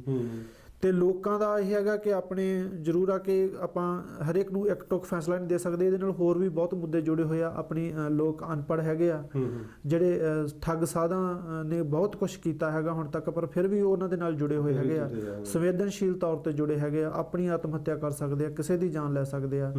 ਇਹ ਸਾਰੀਆਂ ਗੱਲਾਂ ਹਨ। ਬੇਰੁਜ਼ਗਾਰੀ ਹੈਗੀ ਆ, ਬੇਰੁਜ਼ਗਾਰੀ ਕਰਕੇ ਵੀ ਲੋਕ ਸਾਧਾਂ ਦੇ ਨਾਲ ਜੁੜੇ ਹੈਗੇ ਆ, ਅਨਪੜ੍ਹਤਾ ਕਰਕੇ ਜੁੜੇ ਆ, ਭੁੱਖਮਰੀ ਕਰਕੇ ਜੁੜੇ ਆ, ਸੋ ਬਹੁਤ ਤਰ੍ਹਾਂ ਨਾਲ ਜੁੜੇ ਹੈਗੇ ਆ। ਤੇ ਜਦੋਂ ਉਹਨਾਂ ਨੂੰ ਉੱਥੋਂ ਕੁਝ ਮਿਲਦਾ ਹੈਗਾ ਤਾਂ ਉਹ ਆਪਣੇ ਆਪ ਨੂੰ ਉਹਨਾਂ ਠੱਗ ਸਾਧਾਂ ਦੀਆਂ ਗੱਲਾਂ ਵਿੱਚ ਆ ਕੇ ਇੰਨਾ ਸੰਵੇਦਨਸ਼ੀਲ ਬਣਾ ਲੈਂਦੇ ਆ ਕਿ ਉਹਨਾਂ ਦੇ ਵਿਰੁੱਧ ਕੁਝ ਸੁਣਨ ਨੂੰ ਤਿਆਰ ਨਹੀਂ ਹੁੰਦੇ। ਸੋ ਇਹ ਸਾਰਾ ਕੁਝ ਰਲ ਕੇ ਇਹ ਗੱਲ ਨਿਕਲਦੀ ਹੈ ਕਿ ਹਜੇ ਤੱਕ ਸਰਕਾਰ ਆਸ਼ੂਤੋਸ਼ ਦੇ ਜਿਹੜਾ ਮੁੱਦਾ ਹੈ, ਜੇ ਉਹਦੀ ਮੌਤ ਹੋ ਚੁੱਕੀ ਹੈ ਕਲੀਨਿਕਲ ਤੌਰ ਤੇ, ਉਸ ਦੁਨੀਆ ਤੋਂ ਜਾ ਚੁੱਕਾ, ਕਿ ਉਸ ਨੂੰ 12-13 ਦਿਨ ਲੰਘਣ ਤੇ ਵੀ ਸਰਕਾਰ ਸਾਹਮਣੇ ਨਹੀਂ ਲਿਆ ਸਕੀ। ਸੋ ਇਹ ਰਿਜ਼ਲਟ ਤਾਂ ਹੀ ਸਾਹਮਣੇ ਆਉਂਦੇ ਆ ਜਦੋਂ ਆਪਣੇ ਰਾਜਨੀਤਿਕ ਲੋਕ ਇਹਨਾਂ ਠੱਗ ਸਾਧਾਂ ਦੇ ਨਾਲ ਜੁੜੇ ਹੁੰਦੇ ਆ। ਤੇ ਜੇ ਉਹ ਸਰਕਾਰ ਇਹ ਤੁਹਾਡੇ ਕਹਿਣ ਦਾ ਮਤਲਬ ਸਰਕਾਰ ਇਹ ਚਾਹੁੰਦੀ ਨਹੀਂ ਹੈਗੀ ਵੀ ਸਾਡੇ ਤੇ ਕੋਈ ਆਵੇ ਵੀ ਅਸੀਂ ਡੇਰੇ 'ਚ ਜਾ ਕੇ ਤਲਾਸ਼ੀ ਲਈਏ, ਜਾਂ ਇੱਦਾਂ ਵੀ ਨਾਰਾਜ਼ ਨਹੀਂ ਕਰਨਾ ਚਾਹੁੰਦੀ। ਬਿਲਕੁਲ ਉਹੀ ਹੈ, ਕਿਉਂਕਿ ਜੁੜੇ ਹੋਏ ਆ, ਉਹਨਾਂ ਨੇ ਉਹਨਾਂ ਤੋਂ ਵੋਟਾਂ ਲੈਣੀਆਂ ਹੈਗੀਆਂ ਹਰ ਇੱਕ ਤੋਂ। ਇਸੇ ਕਰਕੇ ਇਹ ਜਿਹੜੇ ਰਿਜ਼ਲਟ ਆ ਸਾਹਮਣੇ ਆ ਰਹੇ ਆ। ਜੇ ਸਰਕਾਰਾਂ ਰਾਜਨੀਤੀ ਨੂੰ ਠੱਗ ਸਾਧਾਂ ਤੋਂ ਪਾਸੇ ਨਹੀਂ ਕਰਦੇ ਆਉਣ ਵਾਲੇ ਨੇਤਾ, ਤਾਂ ਆਉਣ ਵਾਲੇ ਸਮੇਂ ਵਿੱਚ ਇਸਦੇ ਹੋਰ ਵੀ ਭਿਆਨਕ ਜਿਹੜੇ ਰਿਜ਼ਲਟ ਆ ਨਿਕਲ ਸਕਦੇ ਆ। ਹੋਰ ਭੋਏ ਚੜਨਗੇ ਜਿਹੜੇ ਜਿਵੇਂ ਕਹਿੰਦੇ ਪੁੱਤਰੇ ਹੋਏ, ਜਿਵੇਂ ਸਾਧ ਦੀ ਗੱਲ ਹੀ ਹੈਗੀ ਹੈ। ਹਾਂਜੀ, ਕਿ ਜਿਵੇਂ ਉਹ ਇਹ ਹੋਰ ਜ਼ਿਆਦਾ ਵੀ ਜਿਹੜੇ ਹੈ ਪੁੱਤਰ ਜਾਣਗੇ ਕਿ ਲੈ ਵੀ ਸਾਡੀ ਕਿਹਦੀ ਜ਼ਰੂਰਤ ਹੈਗੀ ਹੈ। ਕਿ ਜਿਵੇਂ ਹੁਣ ਪਹਿਲਾਂ ਸੱਚੇ ਸੌਦੇ ਵਾਲਾ ਜਿਹੜਾ ਹੈਗਾ, ਹਾਲਾਂਕਿ ਝੂਠਾ ਸੌਦਾ ਹੈਗਾ ਪਰ ਨਾ ਉਹਦੇ ਡੇਰੇ ਸੱਚਾ ਸੌਦਾ ਹੈਗਾ, ਤੇ ਉਹ ਕਹਿੰਦਾ ਹੁੰਦਾ ਸੀ ਕਿ ਮੇਰੀ ਜੇਬ ਦੇ ਵਿੱਚ 3 ਸਰਕਾਰਾਂ ਨੇ, ਵੀ ਮੇਰੇ ਹਰਿਆਣਾ ਦੀ ਤੇ ਦਿੱਲੀ ਦੀ ਤੇ ਆਪਣੇ ਪੰਜਾਬ ਦੀ, ਮੇਰੇ ਜੇਬ 'ਚ 3 ਸਰਕਾਰਾਂ ਨੇ, ਕਿਉਂਕਿ ਉਹਦੇ ਪੈਰੋਕਾਰੀ ਇੰਨੇ ਜ਼ਿਆਦਾ ਸੀ, ਇਸ ਕਰਕੇ ਪਰਵਾਹ ਨਹੀਂ ਸੀ ਕਿਸੇ ਦੀ ਕਰਦਾ। ਹਾਂਜੀ, ਤੇ ਇਸੇ ਤਰ੍ਹਾਂ ਦਾ ਜਿਹੜਾ ਹੈ ਆਸ਼ੂਤੋਸ਼ ਦਾ ਹਾਲ ਹੈ ਵੀ ਕਿਸੇ ਜ਼ਰੂਰਤ ਨਹੀਂ ਪੈ ਰਹੀ ਹੈ ਅੰਦਰ ਜਾ ਕੇ ਵੀ ਉਹਨੂੰ ਚੈੱਕ ਕਰ ਲਿਆ। ਦੈਟ ਮੀਨਸ ਕਿਤੇ ਨਾ ਕਿਤੇ ਖੋਟ ਹੈਗੀ ਆ ਸਰਕਾਰ ਦੇ ਮਨ 'ਚ ਵੀ ਮੈਂ ਕਿਸੇ ਨੂੰ ਨਾਰਾਜ਼ ਨਹੀਂ ਕਰਨਾ, ਭਾਵੇਂ ਕਾਨੂੰਨ ਦੇ ਮੁਤਾਬਕ ਗਲਤੀ ਹੋ ਰਿਹਾ ਹੈਗਾ। ਹਾਂਜੀ, ਬਿਲਕੁਲ। ਆਪਣੀ ਸਾਰੀ ਗੱਲ ਦਾ ਜਿਹੜਾ ਓਵਰਆਲ ਜੇ ਆਪਾਂ ਸਿੱਟਾ ਕੱਢੀ ਤਾਂ ਇਹੀ ਹੈ ਕਿ ਜਿੰਨਾ ਚਿਰ ਰਾਜਨੀਤਿਕ ਲੋਕ ਆਪਣੇ ਆਪ ਨੂੰ ਇਹਨਾਂ ਦੇ ਤੋਂ ਦੂਰ ਨਹੀਂ ਕਰਦੇ ਤਾਂ ਉਹਨਾਂ ਚਿਰ ਇਹ ਮੁੱਦੇ ਹੱਲ ਨਹੀਂ ਹੋਣੇ। ਸਰਕਾਰ ਅਲੱਗ ਚੀਜ਼ ਆ, ਧਾਰਮਿਕ ਮੁੱਦੇ ਅਲੱਗ ਚੀਜ਼ ਆ, ਇਹਨਾਂ ਦੇ ਵਿੱਚ ਕੋਈ ਇੱਦਾਂ ਦੀ ਸਾਂਝੀ ਲੇਨ ਨਹੀਂ ਹੋਣੀ ਚਾਹੀਦੀ ਕਿ ਅਸੀਂ ਇੱਕ ਦੂਜੇ ਨਾਲ ਜੁੜੇ ਹੋਏ ਹਾਂ, ਵੋਟਾਂ ਲੈਣ ਦੇ ਮਾਰੇ ਹਾਂ। ਸੋ ਇਹ ਗੱਲਾਂ ਤੋਂ ਦੂਰ ਹੋਣ ਦੀ ਲੋੜ ਆ। ਆਉਣ ਵਾਲੇ ਸਮੇਂ ਵਿੱਚ ਫੇਰ ਹੀ ਸੁਧਾਰ ਹੋ ਸਕਦਾ, ਨਹੀਂ ਸਰਕਾਰਾਂ ਧਾਰਮਿਕ ਲੋਕਾਂ ਦੇ ਥੱਲੇ ਲੱਗੀਆਂ ਰਹਿਣਗੀਆਂ। ਕਈ ਮੰਤਰੀ ਆ ਜਿਹੜੇ ਧਾਰਮਿਕ ਗੁਰੂਆਂ ਦੀ ਗੱਲ ਮੰਨ ਕੇ ਫੈਸਲੇ ਲੈਂਦੇ ਆ। ਸੋ ਇੱਥੋਂ ਤੱਕ ਆਪਣੀ ਇਹ ਗੱਲ ਚਲੀ ਗਈ ਆ। ਦੂਜੇ ਪਾਸੇ ਜੇ ਅਸੀਂ ਇੱਥੇ ਕੈਨੇਡਾ ਦੀ ਗੱਲ ਕਰੀਏ ਤੇ ਕੈਨੇਡਾ ਦੇ ਵਿੱਚ ਮੇਰੇ ਖਿਆਲ ਟੋਟਲੀ ਹੀ ਥੋੜਾ ਡਿਫਰੈਂਟ ਹੈਗਾ। ਜਿਵੇਂ ਆਪਾਂ ਆਪਣੇ ਅਲਬਰਟਾ ਸਟੇਟ ਦੀ ਪ੍ਰੀਮੀਅਰ ਦੀ ਗੱਲ ਕਰੀਏ ਕਿ ਉਹ ਨੈਲਸਨ ਮੰਡੇਲਾ ਦੇ ਜਿਹੜੇ ਹੈਗੇ ਅੰਤਮ ਸੰਸਕਾਰ ਤੇ ਉੱਥੇ ਗਈ ਸੀ, ਔਰ ਉੱਥੇ ਉਹਨੇ ਤਕਰੀਬਨ $45,000 ਦਾ ਜਿਹੜਾ ਬਿੱਲ ਬਣਿਆ ਸੀ। ਤੇ ਕਾਫੀ ਮੀਡੀਆ ਨੇ ਜਾਂ ਓਪੋਜੀਸ਼ਨ ਪਾਰਟੀ ਨੇ ਜਿਹੜਾ ਹੈਗਾ ਵੀ ਉਹਨੂੰ ਹਾਈਲਾਈਟ ਕੀਤਾ। ਦੇਖੋ ਜੀ $45,000 ਜਿਹੜੀ ਹੈਗੀ ਹੈ ਵੀ ਇਹ ਖਰਚਾ ਹੀ ਇੱਕ ਪ੍ਰੋਗਰਾਮ ਤੇ ਜਾਣ ਤੇ। ਤੇ ਉਸ ਦੀ ਜਿਹੜੀ ਹੈ ਪ੍ਰੀਮੀਅਰ ਨੇ ਮਾਫੀ ਵੀ ਮੰਗੀ ਵੀ ਹਾਂ ਮੈਨੂੰ ਲੱਗਦਾ ਕਿ ਜਿਹੜਾ ਹੈਗਾ ਵੀ ਜ਼ਿਆਦਾ ਖਰਚਾ ਹੋ ਗਿਆ, ਵੀ ਇਹਦੇ ਘੱਟ ਖਰਚੇ ਤੇ ਵੀ ਜਾਇਆ ਜਾ ਸਕਦਾ ਸੀ। ਹਾਂਜੀ। ਤੇ ਤੁਸੀਂ ਕਿਸ ਤਰ੍ਹਾਂ ਇਹਨਾਂ ਨੂੰ ਕੰਪੇਅਰ ਕਰਦੇ ਹੈਗੇ ਹੋ ਕਿ ਇੱਕ ਪਾਸੇ ਹੈਗਾ ਵੀ ਹਜ਼ਾਰਾਂ ਕਰੋੜਾਂ ਦੇ ਜਿਹੜੇ ਘਪਲੇ ਕਰਕੇ ਵੀ ਮਾਫੀ ਨਹੀਂ ਮੰਗਦੇ, ਸਿੱਧ ਵੀ ਹੋ ਜਾਂਦੇ ਨੇ, ਫਿਰ ਵੀ ਆਪਣੇ ਆਪ ਨੂੰ ਸੱਚੇ ਸੱਦਗਾ, ਤੇ ਦੂਜੇ ਪਾਸੇ ਜਿਹੜਾ ਕੈਨੇਡਾ ਦੇ ਵਿੱਚ ਜਿਹੜਾ ਹੈਗਾ ਕਿ 2-4 ਦਿਨਾਂ ਦੇ ਵਿੱਚ ਹੀ ਜਿਹੜੇ ਪ੍ਰੀਮੀਅਰ ਮਾਫੀ ਵੀ ਮੰਗ ਲਏ ਵੀ ਠੀਕ ਹੈ ਜੀ ਮੇਰੇ ਕੋਲ ਜ਼ਿਆਦਾ ਖਰਚਾ ਹੋ ਗਿਆ। ਹਾਂਜੀ। ਤੇ ਕੀ ਇਹ ਮਤਲਬ ਸੋਚ ਦਾ ਫਰਕ ਹੈ ਤੇ ਉਹਨਾਂ ਦਾ ਕਿ ਕਾਨੂੰਨ ਇੱਥੇ ਲਾਗੂ ਹੈ ਇਸ ਕਰਕੇ ਜਿਹੜਾ ਹੈਗਾ ਵੀ ਉਹ ਨਹੀਂ ਜੀ, ਕਾਨੂੰਨ ਵੀ ਆਪਣਾ ਕੰਮ ਕਰਦਾ ਹੈਗਾ, ਕੋਈ ਸ਼ੱਕ ਨਹੀਂ ਹੈਗਾ ਇਹਨਾਂ ਦੇਸ਼ਾਂ ਦੇ ਵਿੱਚ, ਤੇ ਸੋਚ ਦਾ ਵੀ ਫਰਕ ਹੈਗਾ, ਦੋਨੇ ਫਰਕ ਹੈਗੇ ਆ। ਕਿਉਂਕਿ ਜੇ ਮੋਸਟਲੀ ਕੈਨੇਡਾ ਹੈਗਾ ਇਮੀਗ੍ਰੈਂਟਸ ਦਾ ਦੇਸ਼ ਹੈਗਾ, ਕੋਈ ਵੀ ਇੱਥੇ ਆਉਂਦਾ ਹੈਗਾ ਮੋਸਟਲੀ ਇਮੀਗ੍ਰੈਂਟਸ ਖਾਲੀ ਹੱਥ ਆਉਂਦੇ ਆ ਜਾਂ ਆਪਣਾ ਕਿਰਾਇਆ ਲੈ ਕੇ ਆਉਂਦੇ ਆ, ਸੋ ਉਹ ਵਧੀਆ ਢੰਗ ਨਾਲ ਹੌਲੀ ਹੌਲੀ ਆਪਣੇ ਆਪ ਨੂੰ ਡਿਵੈਲਪ ਕਰ ਲੈਂਦੇ, ਚਾਹੇ ਉਹ ਬਹੁਤ ਮਿਹਨਤ ਕਰਦੇ ਆ। ਕੋਈ ਵੀ ਕਿਸੇ ਦੇ ਬੈਠੇ ਦੇ ਮੂੰਹ ਵਿੱਚ ਬੁਰਕੀ ਨਹੀਂ ਪਾਉਂਦਾ ਦੁਨੀਆ ਦੇ ਵਿੱਚ। ਤੇ ਇੱਥੋਂ ਦਾ ਜਿਹੜਾ ਸਿਸਟਮ ਹੈਗਾ ਜਾਂ ਜਿਹੜੇ ਇੱਥੋਂ ਦੇ ਰਾਜਨੀਤਿਕ ਲੋਕ ਹੈਗੇ ਆ ਉਹ ਇਮਾਨਦਾਰ ਹੈਗੇ ਆ, ਆਪਾਂ ਕਹਿ ਨਹੀਂ ਸਕਦੇ। ਹਾਂ, ਹਰੇਕ ਆਪਾਂ ਪਹਿਲਾਂ ਵੀ ਗੱਲ ਕੀਤੀ ਆ ਕਿ ਦੁਨੀਆ ਦੇ ਵਿੱਚ ਹਰੇਕ ਜਗ੍ਹਾ ਘਪਲੇ ਘੁਟਾਲੇ ਹੁੰਦੇ ਆ, ਸਰਕਾਰਾਂ ਦੇ ਵਿੱਚ ਕੁਝ ਬੰਦੇ ਗਲਤ ਹੁੰਦੇ ਆ ਜਿਹਦੇ ਨਾਲ ਸਾਰੀ ਸਰਕਾਰ ਦੀ ਬਦਨਾਮੀ ਹੁੰਦੀ ਆ। ਪਰ ਲੈ ਦੇ ਕੇ ਆਪਾਂ ਦੇਖਦੇ ਹੈਗੇ ਤਾਂ ਇੱਥੋਂ ਦੇ ਜਿਹੜੇ ਸਿਸਟਮ ਆ ਤੇ ਇੱਥੋਂ ਦੀ ਜਿਹੜੀ ਸਰਕਾਰ ਆ ਉਹ ਇਮਾਨਦਾਰ ਆ, ਤੇ ਜਿਹੜੇ ਉਹਦੇ ਮੰਤਰੀ ਆ ਉਹ ਇਮਾਨਦਾਰ ਆ। ਸੋ ਇਸੇ ਕਰਕੇ ਹੀ ਉਹ ਇਮਾਨਦਾਰ ਆ ਕਿਉਂਕਿ ਉਹ ਇਹਨਾਂ ਮੁੱਦਿਆਂ ਦੇ ਉੱਪਰ ਜੇ ਇਦਾਂ ਦਾ ਕੁਝ ਗਲਤ ਹੋਇਆ ਵੀ ਆ, ਕਿਉਂਕਿ ਐਲਸਨ ਰੈਡਫੋਰਡ ਜਦੋਂ ਨੈਲਸਨ ਮੰਡੇਲਾ ਦੇ ਆਪਣਾ ਆਖਰੀ ਰਸਮਾਂ ਦੇ ਵਿੱਚ ਪਹੁੰਚਣਾ ਸੀਗਾ ਤਾਂ ਉਹ ਅਲਬਰਟਾ ਦੇ ਵਿੱਚੋਂ ਸਰਕਾਰੀ ਜਹਾਜ਼ ਦੇ ਉੱਪਰ ਆਟਵਾ ਗਈ, ਜਿਹਦਾ ਕਾਫੀ ਖਰਚਾ ਆਇਆ। ਸੋ ਕਈ ਲੋਕਾਂ ਨੇ ਉਸ ਤੇ ਇਹ ਵੀ ਸਵਾਲ ਉਠਾਏ ਕਿ ਉਸੇ ਟਾਈਮ 2 ਫਲਾਈਟਾਂ ਕੈਲਗਰੀ ਤੋਂ ਉੱਥੇ ਪਹੁੰਚੀਆਂ ਜਿਹੜੀਆਂ ਉਸੇ ਸਮੇਂ ਦੇ ਵਿੱਚ ਪਹੁੰਚੀਆਂ, ਸੋ ਉਹਨਾਂ ਨੂੰ ਲੈ ਕੇ ਵੀ ਉੱਥੇ ਜਾ ਸਕਦੀ ਸੀ। ਤੇ ਗੱਲ ਇਹ ਹੈ ਕਿ ਜੇ ਉਸਨੇ ਇਹ ਕੀਤਾ, ਉਸ ਤੋਂ ਕੋਈ ਗਲਤੀ ਹੋਈ ਆ ਕਿ ਜਾਂ ਉਹ ਇਹ ਕਰ ਸਕਦੀ ਸੀ, ਤਾਂ ਉਸਨੇ ਰਾਈਟ ਵੀ ਉਸਦੀ ਮਾਫੀ ਮੰਗੀ ਹੈਗੀ ਆ। ਚਾਹੇ $45,000 ਦੀ ਗੱਲ ਆ, ਇਹ ਬਹੁਤਾ ਜ਼ਿਆਦਾ ਵੀ ਨਹੀਂ ਹੈਗਾ। ਇੱਕ ਆਪਣੇ ਉੱਥੇ ਮੈਨੂੰ ਲੱਗਦਾ ਉੱਥੇ ਆਪਣਾ ਮੁੱਖ ਮੰਤਰੀ ਇੰਨਾ ਤਾਂ ਇੱਕ ਪਿੰਡ ਤੋਂ ਦੂਜੇ ਪਿੰਡ ਕਾਫਲਾ ਲਿਜਾਣ ਲੱਗਿਆਂ ਫੂਕ ਦਿੰਦੇ ਹੈਗੇ ਆ। ਹਾਂਜੀ, ਇੰਨੇ ਬੰਦੇ ਹੁੰਦੇ। ਹਾਂਜੀ, ਇੰਨੇ ਬੰਦੇ ਉਹਨਾਂ ਨਾਲ ਹੁੰਦੇ, ਇੰਨੇ ਪੈਟਰੋਲ ਦੀ ਜਾਂ ਸੁਰੱਖਿਆ ਦੀਆਂ ਜਿਹੜੀਆਂ ਧੱਜੀਆਂ ਉਡਾਈਆਂ ਜਾਂਦੀਆਂ ਜਾਂ ਆਮ ਲੋਕਾਂ ਨੂੰ ਟਾਰਚਰ ਕੀਤਾ ਜਾਂਦਾ। ਸੋ ਇਹ ਬਾਲਾ ਵੀ ਨਹੀਂ ਹੈਗਾ, ਪਰ ਫਿਰ ਵੀ ਜੇ ਇੱਕ ਮੁੱਖ ਮੰਤਰੀ ਪ੍ਰੀਮੀਅਰ ਇਸ ਦੀ ਮੁਆਫੀ ਮੰਗਦੀ ਹੈਗੀ ਹੈ ਲੋਕਾਂ ਤੋਂ ਕਿ ਇਹ ਗਲਤ ਹੋਇਆ, ਤਾਂ ਮੀਡੀਆ ਵੀ ਉਸ ਨੂੰ ਸਹੀ ਢੰਗ ਨਾਲ ਲੈ ਕੇ ਜਾਂਦਾ ਕਿ ਲੋਕਾਂ ਦਾ ਪੈਸਾ, ਟੈਕਸ ਪੇਅਰ ਦਾ ਪੈਸਾ ਇਦਾਂ ਨਹੀਂ ਲੈ। ਸੋ ਉਸਨੇ ਉਸ ਤੇ ਮਾਫੀ ਮੰਗੀ ਹੈਗੀ, ਜਵਾਬਦੇਹੀ ਹੈ, ਇਹ ਨਹੀਂ ਹੈਗਾ ਜਵਾਬਦੇਹੀ ਹੈਗੀ ਹੈ। ਜੇ ਉਸਨੇ ਇੱਕ ਵਾਰੀ ਇਹ ਕੀਤਾ, ਜੇ ਉਸ ਤੋਂ ਹੋਇਆ ਵੀ ਹੈ ਜਾਂ ਜਾਣੇ 'ਚ ਹੋਇਆ ਜਾਂ ਗਲਤੀ ਨਾ ਹੋਇਆ ਜਾਂ ਜਲਦੀ 'ਚ ਆਪਾਂ ਕੋਈ ਫੈਸਲਾ ਲੈਂਦੇ ਹਾਂ ਕਿ ਮੇਰਾ ਉੱਥੇ ਪਹੁੰਚਣਾ ਜ਼ਰੂਰੀ ਆ, ਤਾਂ ਉਸਨੇ ਉਸ ਤੇ ਮਾਫੀ ਮੰਗੀ। ਸੋ ਇਹ ਨਿੱਕੀਆਂ ਨਿੱਕੀਆਂ ਉਦਾਹਰਨਾਂ ਹੈਗੀਆਂ ਜਿਹੜੀਆਂ ਇਹਨਾਂ ਦੇਸ਼ਾਂ ਨੂੰ ਆਪਣੇ ਦੇਸ਼ਾਂ ਤੋਂ ਅਲੱਗ ਕਰਦੀਆਂ ਹੈਗੀਆਂ। ਉਹਨਾਂ ਦੇਸ਼ਾਂ ਤੋਂ ਬੇਸ਼ੱਕ ਆਪਾਂ ਉਹਨਾਂ ਨਾਲ ਵੀ ਜੁੜੇ ਹੋਏ ਹਾਂ, ਉਹ ਆਪਣੀ ਜਨਮ ਭੂਮੀ ਹੈ, ਕਰਮ ਭੂਮੀ ਹੈ ਇਮੀਗ੍ਰੈਂਟਸ ਵਾਸਤੇ। ਸੋ ਸਾਰੇ ਦੇਸ਼ਾਂ ਦੇ ਵਿੱਚ ਹੈਗਾ, ਹਰ ਕੋਈ ਚਾਹੁੰਦਾ ਹੈਗਾ, ਮਨੁੱਖ ਆਮ ਆਦਮੀ ਚਾਹੁੰਦਾ ਹੈਗਾ ਕਿ ਹਰ ਇੱਕ ਦੇਸ਼ ਵਧੀਆ ਢੰਗ ਨਾਲ ਚੱਲੇ, ਲੋਕ ਰਲ ਮਿਲ ਕੇ ਰਹਿਣ। ਸੋ ਇਦਾਂ ਦੀਆਂ ਗੱਲਾਂ ਇਹਨਾਂ ਦੇਸ਼ਾਂ ਵਾਸਤੇ ਵਧੀਆ ਜਿਹੜੀਆਂ ਆਪਣੇ ਰਾਜਨੀਤਿਕ ਲੋਕਾਂ ਨੂੰ ਸਿੱਖਣੀਆਂ ਚਾਹੀਦੀਆਂ ਹਨ। ਦੂਸਰੀ ਜਿਹੜੀ ਹੈ ਪਿਛਲੇ ਕੁਝ ਦਿਨਾਂ ਦੇ ਵਿੱਚ ਜਿਵੇਂ ਅਲਬਰਟਾ ਦੇ ਵਿੱਚ ਡਿਵੈਲਪਮੈਂਟ ਹੋ ਰਹੀ ਹੈ ਕਿ ਕਾਫੀ ਜਿਹੜੇ ਹੈ ਉਹ ਪ੍ਰੀਮੀਅਰ ਵੱਲੋਂ ਅਨਾਉਂਸਮੈਂਟ ਕੀਤੀਆਂ ਜਾ ਰਹੀਆਂ ਵੀ ਥਾਂ ਥਾਂ ਤੇ ਜਿਹੜੇ ਹੈਗੇ ਉਹ ਸਕੂਲ ਖੋਲ੍ਹੇ ਜਾ ਰਹੇ ਹੈਗੇ ਨੇ। ਤਕਰੀਬਨ 50 ਸਕੂਲ ਜਿਹੜੇ ਹੈਗੇ ਨੇ ਨਵੇਂ ਖੋਲ੍ਹੇ ਗਏ ਨੇ ਔਰ 70 ਜਿਹੜੇ ਅਪਗ੍ਰੇਡ ਵੀ ਉਹਨਾਂ ਨੇ ਕੀਤੇ ਹੈਗੇ। ਆਪਣੀ ਜਿਵੇਂ ਆਮ ਆਪਾਂ ਸੋਚੀਏ ਤਾਂ ਐਂ ਲੱਗਦਾ ਵੀ ਜਿਵੇਂ ਯਾਰ ਕੈਨੇਡਾ ਦੇ ਵਿੱਚ ਵੀ ਨਵੇਂ ਸਕੂਲ ਖੋਲ੍ਹਣ ਦੀ ਜਿਹੜੀ ਹੈਗੀ ਕੀ ਲੋੜ ਪੈ ਗਈ ਵੀ ਅੱਗੇ ਸਕੂਲ ਤੇ ਹੈਗੇ ਨੇ।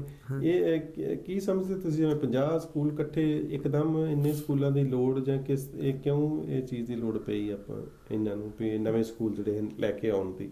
ਹਾਂਜੀ, ਦੇਖੋ ਜੀ, ਅਲਬਰਟਾ ਦੇ ਵਿੱਚ ਬਹੁਤ ਜ਼ਿਆਦਾ ਵਿਕਾਸ ਹੋਇਆ ਪਿਛਲੇ ਸਾਲਾਂ ਦੇ ਵਿੱਚ, ਤੇ ਜਿਹਦੇ ਕਰਕੇ ਇੱਥੇ ਇਮੀਗ੍ਰੈਂਟਸ ਆ ਜਿਹੜੇ ਉਹ ਵੀ ਬਹੁਤ ਆਕਰਸ਼ਿਤ ਹੋਏ ਆ ਇਹ ਅਲਬਰਟਾ ਦੇ ਵਿੱਚ ਆਉਣ ਵਾਸਤੇ। ਮੋਸਟਲੀ ਤਾਂ ਸਾਰੇ ਕੈਨੇਡਾ ਦੇ ਵਿੱਚ ਇਮੀਗ੍ਰੈਂਟਸ ਆਪਾਂ ਦੇਸ਼ ਆ ਇਹ, ਤੇ ਲੋਕ ਆਉਂਦੇ ਰਹਿੰਦੇ, ਇਮੀਗ੍ਰੇਸ਼ਨ ਕਰਦੇ ਰਹਿੰਦੇ, ਪ੍ਰਵਾਸ ਕਰਦੇ ਰਹਿੰਦੇ ਆ। ਤੇ ਅਲਬਰਟਾ ਦੇ ਵਿੱਚ ਦੋ ਹੈਗਾ ਕਿ ਇੱਕ ਤਾਂ ਇਮੀਗ੍ਰੈਂਟਸ ਬਹੁਤ ਆਏ ਬਾਹਰੋਂ, ਦੂਸਰਾ ਹੈਗਾ ਕਿ ਦੂਸਰੇ ਸਟੇਟਸ ਦੇ ਵਿੱਚੋਂ, ਸੂਬਿਆਂ ਦੇ ਵਿੱਚੋਂ ਵੀ ਲੋਕ ਇੱਥੇ ਬਹੁਤ ਮੂਵ ਹੋਏ ਆ। BC ਤੋਂ ਆ ਗਿਆ, ਦੂਸਰੇ ਓਨਟਾਰੀਓ ਤੋਂ। ਤੇ ਪਿਛਲੇ ਸਾਲਾਂ ਦੇ ਵਿੱਚ ਦੇਖਿਆ ਕਿ ਸਕੂਲਾਂ ਦੇ ਵਿੱਚ ਬੱਚੇ ਜਿਹੜੇ ਹੈਗੇ ਆ ਉਹ ਲੋੜ ਤੋਂ ਵੱਧ ਹਨ। ਕਈ ਸਕੂਲਾਂ ਦੇ ਵਿੱਚ ਬੱਚੇ ਲੋੜ ਤੋਂ ਵੱਧ ਹਨ, ਤੇ ਲਗਾਤਾਰ ਇਹਨਾਂ ਦੇਸ਼ਾਂ ਦੇ ਵਿੱਚ ਆਬਾਦੀ ਵੱਧ ਰਹੀ ਹੈਗੀ ਆ, ਜਿਹਦੇ ਬੇਸ ਤੇ ਜੇ ਬਾਹਰੋਂ ਆ ਰਹੇ ਬੰਦੇ ਤੇ ਉਹ ਸਕੂਲ ਤੇ ਨਹੀਂ ਲੈ ਕੇ ਆ ਰਹੇ। ਬਿਲਕੁਲ, ਹਾਂਜੀ, ਆਪਾਂ ਉਧਰੋਂ ਖਾਲੀ ਹੱਥ ਆਉਣੇ ਆ ਜਾਂ ਆਪਣੇ ਪਰਿਵਾਰ ਨਾਲ ਆਉਣੇ ਆ। ਆਪਾਂ ਜੇ ਅਨਾਜ ਇੱਥੇ ਵਰਤਣਾ, ਜੇ ਆਪਾਂ ਇਨਕਮ ਇੱਥੇ ਕਮਾਉਣੀ ਆ, ਤਾਂ ਆਪਾਂ ਸਹੂਲਤਾਂ ਵੀ ਇੱਥੋਂ ਹੀ ਮੰਨਣੀਆਂ। ਆਪਣੇ ਬੱਚਿਆਂ ਨੇ ਇਹਨਾਂ ਸਕੂਲਾਂ ਵਿੱਚ ਪੜ੍ਹਨਾ, ਬਿਮਾਰ ਹੋਣ ਤੇ ਆਪਾਂ ਇੱਥੋਂ ਦੇ ਹਸਪੀਟਲਾਂ ਵਿੱਚ ਜਾਣਾ। ਸੋ ਉੱਥੇ ਜੇਕਰ ਵੇਟਿੰਗ ਲਿਸਟ ਜ਼ਿਆਦੇ ਆ, ਸਕੂਲਾਂ ਦੇ ਵਿੱਚ ਸਾਨੂੰ ਬੱਚਿਆਂ ਨੂੰ ਆਪਦੇ ਜਿੱਥੇ ਅਸੀਂ ਰਹਿੰਦੇ ਆ ਉੱਥੇ ਜਿਹੜੇ ਸਾਨੂੰ ਸਕੂਲ ਨਹੀਂ ਮਿਲਦਾ, ਤਾਂ ਉਹ ਬਹੁਤ ਸਾਰੀਆਂ ਪ੍ਰੋਬਲਮਾਂ ਇਹਨਾਂ ਦੇਸ਼ਾਂ ਦੇ ਵਿੱਚ ਹੈਗੀਆਂ। ਤੇ ਜਿਨ੍ਹਾਂ ਦਾ ਸਾਹਮਣਾ ਕਰਨਾ ਪੈਂਦਾ ਹੈਗਾ ਕਿ ਵੀ ਬਹੁਤ ਦੂਰ ਦੂਰ ਬੱਚਿਆਂ ਨੂੰ ਸਕੂਲ ਦੇ ਵਿੱਚ ਆਪਾਂ ਨੂੰ ਭੇਜਣੇ ਪੈਂਦੇ ਹੈਗੇ ਆ।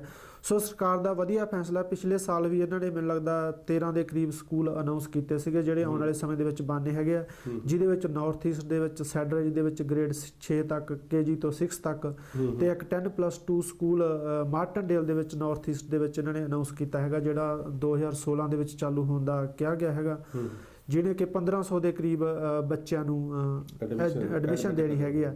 ਸੋ ਇਹ ਸਰਕਾਰ ਦਾ ਬਹੁਤ ਵਧੀਆ ਫੈਸਲਾ ਕਿ ਸਰਕਾਰਾਂ ਨਾਲ ਦੀ ਨਾਲ ਦੇਖਦੀਆਂ ਜਿੱਥੇ ਕਮਿਊਨਿਟੀ ਡਿਵੈਲਪ ਹੁੰਦੀ ਆ ਉੱਥੇ ਕਮਿਊਨਿਟੀ ਦੇ ਵਾਸਤੇ ਸਹੂਲਤਾਂ ਨਾਲ ਦੀ ਨਾਲ ਡਿਵੈਲਪ ਕਰਨ ਦੀ ਕੋਸ਼ਿਸ਼ ਕੀਤੀ ਜਾਂਦੀ ਆ, ਤੇ ਕੋਸ਼ਿਸ਼ ਹੀ ਨਹੀਂ ਕੀਤੀ ਜਾਂਦੀ, ਉਹ ਪ੍ਰੈਕਟੀਕਲ ਵਿੱਚ ਵੀ ਹੁੰਦਾ ਹੈਗਾ।